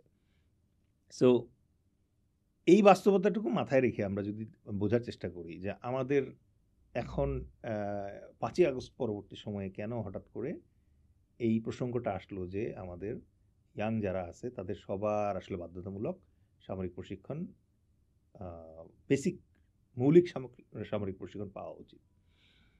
প্রেক্ষাপটটার মূল কারণ যেটা, সেটা হচ্ছে যে 1971 সালের অক্টোবর মাসে যে চুক্তি করার পরে অস্থায়ী প্রেসিডেন্ট নজরুল ইসলাম মাথা ঘুরে পড়ে গেছিলেন। হুম, সেই চুক্তির 3 নম্বর ক্লজে পরিষ্কার লেখা আছে যে বাংলাদেশের কোনো নিজস্ব সেনাবাহিনী থাকবে না, আমাদের প্রোটেকশন দিবে হচ্ছে ভারত, আমাদের রক্ষী বাহিনীর মতো একটা বিশেষ বাহিনী থাকতে পারে। ঠিক আছে? এবং গত 15 বছর ধরে যদি আপনি ফলো করেন তাহলে আপনি দেখবেন যে ধীরে ধীরে কিন্তু আমাদের সামরিক বাহিনীর যে সক্ষমতা আছে তা একটু চ্যালেঞ্জের মুখে পড়েছে। এখন এখান থেকে জনগণ ভাবতে শুরু করেছে যে আমাদের যেখানে প্রতিবেশী রাষ্ট্রের বিরুদ্ধে সামরিক সক্ষমতা রাখার কথা, আদারওয়াইজ তো আমার আর্মির দরকার ছিল না। রাইট, আমার 1.5 লাখ 2 লাখ সংখ্যার একটা আর্মি থাকবে, আম, কিন্তু আমি ফিল করব যে আমার স্বাধীনতা নিশ্চিত করবে আমার পার্শ্ববর্তী দেশ, তাহলে তো আপনার এই 1.5 লাখ 2 লাখ আর্মি রাখার দরকার নাই, না, এই বাজেটটা দরকার নাই। তার মানে মিলিটারি বাজেট যেহেতু আপনার আছে, তার মানে আপনার ভেতরে আপনার মানে স্ট্র্যাটেজিক থিঙ্কিং এর কোরে আপনি বিলিভ করেন যে there is a threat. Right, so এই থ্রেটটা 5ই আগস্টের পরে হঠাৎ করে আমাদের সবার সামনে রিভিল হয়ে গেছে। ওকে, এবং এটা অ্যাডিশনালি রিভিল হয়েছে যখন ভারতীয় মিডিয়া একের পর এক প্রপাগান্ডার করে পুরো বিশ্বের কাছে প্রতিষ্ঠিত করার চেষ্টা করছে যে বাংলাদেশে মাইনরিটিদের উপরে নির্যাতন হচ্ছে। Very sad, right? তো এই জাতীয় ইন্ডিকেশনগুলো আমাদের সাধারণ জনগণকে দুশ্চিন্তায় ফেলে দিয়েছে। এখন এই মুহূর্তে 5ই আগস্টে যখন ফ্যাসিস্ট নেত্রী দেশ ছেড়ে পালালেন, তখন পুলিশ বাহিনী ধ্বংস হয়ে গেল। সবার প্রথমে ওই পরিস্থিতিতে পুলিশের রোলটা এখন পর্যন্ত ম্যাজিস্ট্রেসি ক্ষমতা দিয়ে সামরিক বাহিনীর মাধ্যমে ম্যানেজ করার চেষ্টা করা হচ্ছে এবং পুলিশকে রিকভার করার চেষ্টা করা হচ্ছে। এটা একটা খুব ভালনারেবল পরিস্থিতি, ঝুঁকিপূর্ণ একটা পরিস্থিতি। এই ঝুঁকিপূর্ণ পরিস্থিতির কথা বিবেচনা করেই আমাদের দেশের যারা থিঙ্ক ট্যাঙ্ক, আমাদের দেশের যারা ইয়াং জেনারেশন, তারা আমাদের প্রতিবেশী রাষ্ট্রের এই বিরূপ মনোভাব, তাদের যে এই হেজেমনি, তার বিরুদ্ধে আর কোনো উপায় দেখতে পাচ্ছে না। দ্যাটস ওয়াই এই প্রসঙ্গটা উঠে আসছে। কারণ মানুষ যখন বিপদগ্রস্ত বোধ করে, মানুষ যখন ভীত হয়, তখন সে ডিফেন্সিভ পোস্টারে যায়। রাইট, তার মানে আমাদের পাবলিক সাইকি এবং পারসেপশনে এখন এই জিনিসটা বিরাজ করছে। তার প্রেক্ষিতে আসলে এই প্রসঙ্গটা সম্ভবত এসেছে যে আমাদের কি তাহলে কম্পালসারি মিলিটারি ট্রেনিংয়ে যাওয়া উচিত কিনা। আর কম্পালসারি মিলিটারি ট্রেনিং নিয়ে বেশ কিছু মিথ আছে, এটাকে অনেকে কনস্ক্রিপশন বলে। তো পৃথিবীর অনেক রাষ্ট্র আছে যে রাষ্ট্রে মনে করেন যে এই বাধ্যতামূলক মৌলিক সামরিক প্রশিক্ষণ দেয়া হয়। গ্রিসে যেমন দেওয়া হয় sir. It's there in Singapore, আচ্ছা, ইসরায়েলে তো খুব ভালো মতোই হ্যাঁ, আছে।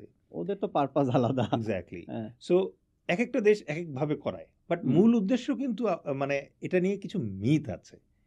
1 নম্বর মিথ হচ্ছে যে কম্পালসারি বেসিক মিলিটারি ট্রেনিং মানে কি আসলে প্রত্যেক বাংলাদেশি অথবা প্রত্যেক নাগরিক কি আসলে একজন করে সৈনিক হয়ে যাবে? না, তা তো না। বেসিক মিলিটারি ট্রেনিং আপনাকে যেটা করবে প্রথমত, সেটা হচ্ছে আপনাকে বেসিক ডিসিপ্লিনটা শেখাবে। রাইট, 2 নম্বর হচ্ছে বাংলাদেশের মতো দেশে বিভিন্ন ধরনের দুর্যোগ হয়, আগুন ধরে, এই জাতীয় কাজে কিভাবে আপনি অ্যাক্টিভলি অংশগ্রহণ করতে পারেন এটা শেখাবে। আজকে একটা জায়গায় আগুন লাগলে পরে আপনি দেখবেন যে 90% লোক ওই জায়গায় এসে মানে হা করে দাঁড়ায় দাঁড়ায় আগুন দেখার চেষ্টা করতেছে। এটাকে ইংলিশে বলে ডিজাস্টার ট্যুরিস্ট। ঠিক আছে? এবং তারা বুঝে হোক না বুঝে হোক, এদের ভিড় ভাট্টার কারণে দেখবেন যে দমকলের গাড়িগুলো আসতে পারে না, সামনে আগাতে পারে না। প্রপার অ্যাক্টিভিটিটাও করতে পারে না। এক্স্যাক্টলি। আপনি শুধু কল্পনা করেন যে এই লোকগুলোই যদি ট্রেন্ড হয়, যারা কিভাবে আগুন নিভাইতে হয় এটা সম্পর্কে বেসিক আইডিয়া আছে, তাহলে এই আগুন নিভাইতে আরো কত কম সময় লাগবে, ক্ষতি কত কম হবে। অনেক কম হবে। এই লোকগুলোই যদি জানে যে একটা বন্যার সময় কিভাবে অর্গানাইজড ওয়েতে রিলিফ ডিস্ট্রিবিউট করতে হয়, তাহলে আমাদের ক্ষতি কত কম হবে। এই লোকগুলোই যদি জানে যে আজকে যদি ঘূর্ণিঝড় হয় তাহলে কিভাবে ড্রিল করতে হবে, তাহলে অনেক ক্ষতি কমে যাবে। আর এই লোকগুলো যদি বেসিক্যালি এইটুক জানে যে দেশ যদি কখনো আক্রান্ত হয় তাহলে কিভাবে সামরিক বাহিনীর সাথে কাঁধে কাঁধ মিলিয়ে দাঁড়িয়ে যেতে হয়, তাহলে আপনি চিন্তা করেন 2 লাখ একটা সেনাবাহিনী আছে, যখন যুদ্ধ পরিস্থিতি হলো সাথে সাথে পরের দিন আপনি দেখলেন 2 কোটি সেনাবাহিনী। Wow, you change the game. Right. So এইটা নিয়ে অনেকের ভেতরে একটু ভুল ধারণা আছে, এটা ক্ল্যারিফিকেশনের দরকার আছে।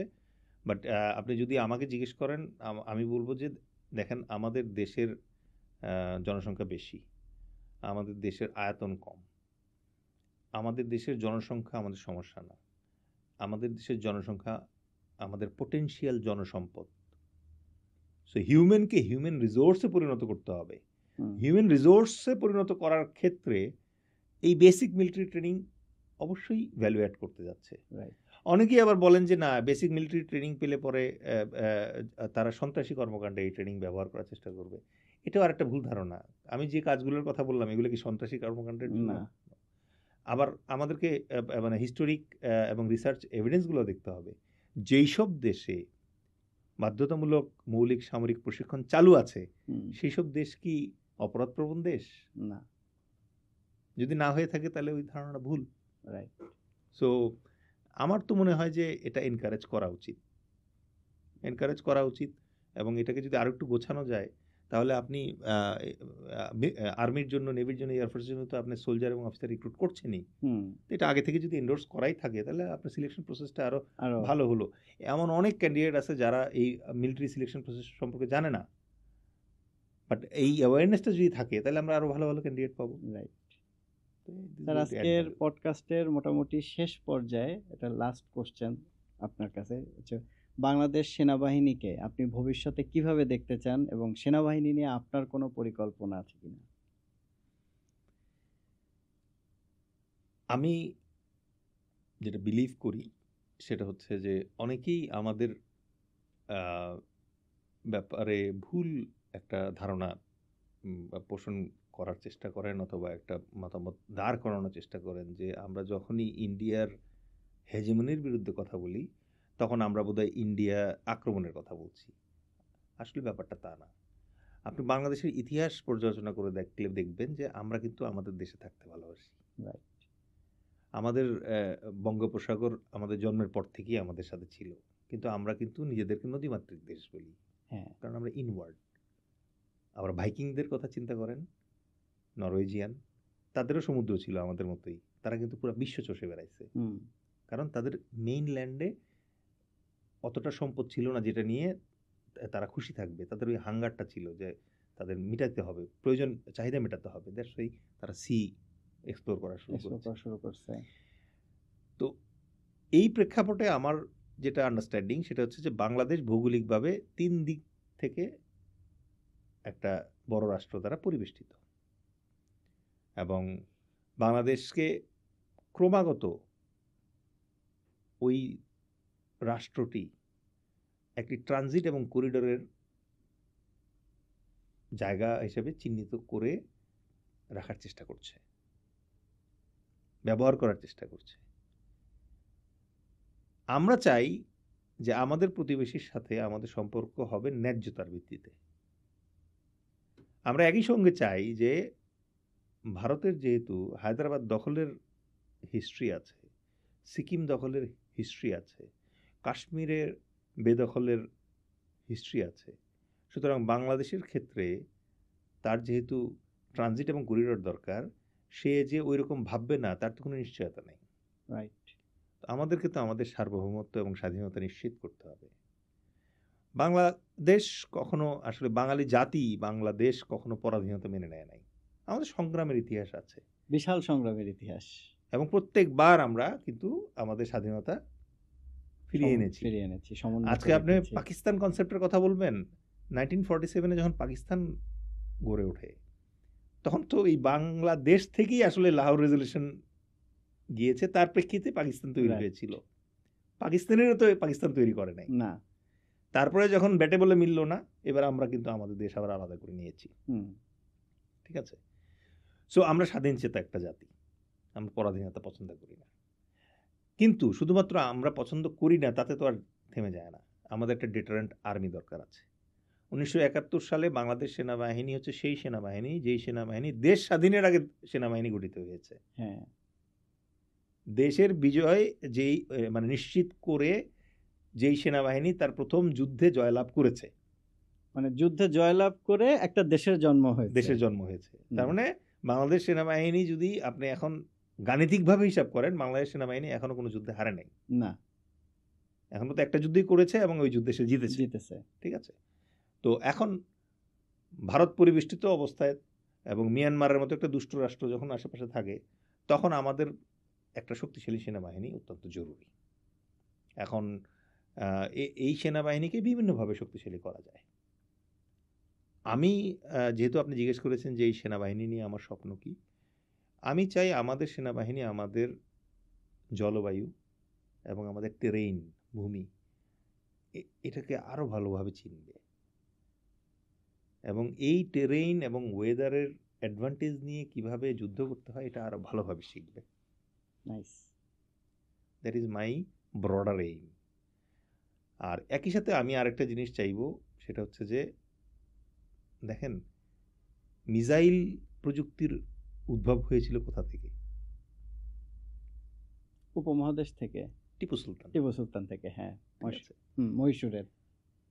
সুতরাং এগুলো এমন কোনো মানে সায়েন্স না যেটা আমাদের দেশের যারা এক্সপার্টস আছে, আইটি এক্সপার্টস অথবা আইসিটি নিয়ে পড়াশোনা করেন, তাদের জন্য এমন কোনো মানে সায়েন্স না যেটা তারা হেভস করতে পারবে না। ঠিক আছে? কি দরকার? প্রণোদনা দরকার। আপনি উৎসাহ দেন। আপনি মিগ প্রডিউস করতে পারতেছেন না কারণ আপনার ওই বাজেট এই মুহূর্তে নাই, আপনি তো ড্রোন প্রডিউস করতে পারেন। রাইট।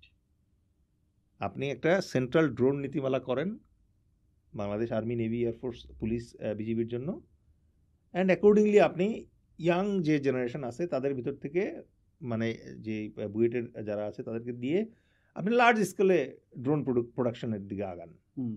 এর ভিতরে কিছু মিলিটারি ভার্সন হবে, কিছু হবে কমার্শিয়াল ভার্সন, করা যেতে পারে। You go for missile preparation. Hezbollah যদি পারে, হ্যাঁ, হামাস যদি পারে, ওদের নিজেরা বানাচ্ছে অনেক কিছু, রাইট, তাহলে আমরা পারবো না কেন? একসাথে 3-4 হাজার লঞ্চ করে দিচ্ছে। হ্যাঁ, তো এর সব কি ওরা আমদানি করে নিয়ে আসতেছে? না, ওরা তো নিজস্ব প্রযুক্তিও ডেভেলপ করার চেষ্টা করছে। Why you are not trying to do that? আমরা ওটা করা উচিত। আমাদের ওটা ওই যেটা দরকার, উৎসাহ দরকার।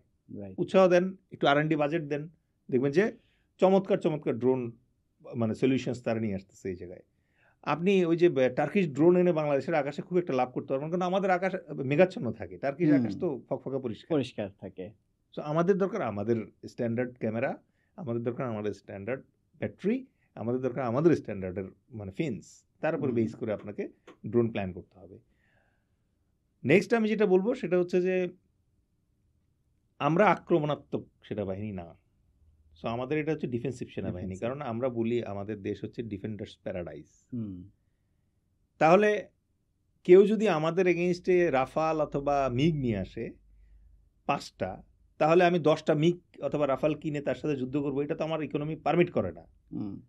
বাট যেটা বুদ্ধিমানের কাজ হবে সেটা হচ্ছে আপনি বিমানের বিরুদ্ধে বিমান বিধ্বংসী ব্যবস্থা ডেভেলপ করব। আমি তো কখনো বলি না যে দিল্লি জয় করতে যাওয়ার জন্য বিমান লাগবে। আমার অতটুকু বিমান দরকার যেটা ঢাকা সেভ করার জন্য দরকার। আমার অতটুকু এয়ার ডিফেন্স দরকার যেটা দিয়ে আমি বাংলাদেশ সেভ করতে পারবো। আপনার প্রতিপক্ষের মানে অত্যন্ত শক্তিশালী ট্যাঙ্ক আছে, আপনি তো ট্যাঙ্কের এগেইনস্টে ট্যাঙ্ক দরকার নাই, আপনি অ্যান্টি ট্যাঙ্ক সিস্টেম ডেভেলপ করেন। আপনার প্রতিপক্ষের সাবমেরিন আছে এবং মানে ফ্রিগেটস আছে, করভেটস আছে নেভির, আপনি অ্যান্টি নেভাল যে মানে প্রিকশন নেওয়ার কথা ওইটা সেট করেন, তাহলে তো হয়ে যাচ্ছে।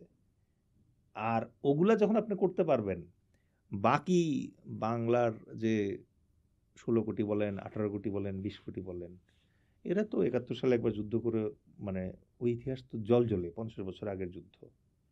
এবং সুতরাং আমরা আমরা 50 বছর ধরে এটা স্টাডির উপরেই আছি। স্টাডির উপরে আসি, এবং আমার কথা হচ্ছে যে যদি এখানে মনে করেন যে কেউ ঢোকার চেষ্টা করে বাংলাদেশে, তাহলে বাংলার জনগণ তো ছেড়ে দিবে না। রাইট। এই জন্য লাস্ট কথা হচ্ছে যে কেউ যদি বাংলাদেশে ঢোকার চেষ্টা করে, ওদের জন্য হোটেল ক্যালিফোর্নিয়া নামে একটা গান আছে, ওই গানের একটা লাইন খুব পরিচিত, যে you can always check out but you can never leave. মানে আপনি ঢুকছেন ঠিক আছে, বাট আপনি এই বাংলাদেশ ছেড়ে বেরোতে পারবেন না। পুরান ঢাকার গলিতে ঢুকলে পরে ইউএস আর্মি মনে করেন যে মাথা ঘুরে পড়ে যাবে। রাইট। আপনি বুঝতে হবে আমাদেরকে, 40 কিলোমিটার গাজা ক্লিয়ার করতে পারতেছে না ইসরায়েল, মনে করেন যে পৃথিবীর সব ধরনের বোমা মেরা, আর সেই জায়গায় আপনি এত সোজা যে ঢাকায় ঢুকবেন আপনি আর দমাদম সব নিয়ে চলে যাবেন। হ্যাঁ, যদি লেন্দুব দর্জির মতো মনে করেন যে থাকে, সরকার প্রধান থাকে, তাহলে যুদ্ধ ছাড়াই হেরে যাবে। পলাশিতে হয়েছে না, পুরা আর্মি দাঁড়ায় ছিল মির্জাফরের, এবং ক্লাইভ নিজে লিখে গেছে যে আমরা যখন নওয়াব সিরাজউদ্দৌলাকে টেনে হিস্ট্রি নিয়ে যাচ্ছিলাম, তখন দুই পাশে যে পরিমাণ বাঙালি দাঁড়ানো ছিল, তারা যদি একটা করে পাথর ছুঁড়ে মারত, তাহলে পুরা ব্রিটিশ বাহিনী ওখানে নিশ্চিহ্ন হয়ে যেত। তো আমাদের এই জেনজির ভেতরে এই রিয়েলাইজেশন আসছে। যারা বয়স্ক ছিল তাদেরকে আমি দোষ দিই না, বাট তারা খাঁচায় ঢুকে গেছিল। বাট এখন জেনজির যারা আছে, তারা ওপেন ইনফরমেশন অ্যাক্সেস আছে। আপনি অনেকেই দেখবেন যে তার ফ্রেন্ড কানাডা আছে, তার ফ্রেন্ড ইউএসএতে আছে, ফ্রেন্ডশিপ হচ্ছে, কথাবার্তা হচ্ছে, তাদের এখন কলিজা এত বড়। সুতরাং আই ট্রুলি বিলিভ যে বাংলাদেশ আর কখনো পরাধীনতার স্বাদ নেবে না, ইনশাল্লাহ। Long live Bangladesh. Long live Bangladesh. ঠিক আছে, আজকে এই পর্যন্তই। আমাদের এরপরে হয়তো অন্য কোনো এপিসোডে অন্য কোনো বিষয় নিয়ে আরো আড্ডা হবে, কথা হবে। সবাই ভালো থাকবেন। Thank you. আসসালামু আলাইকুম। আসসালামু আলাইকুম। আল্লাহ হাফিজ।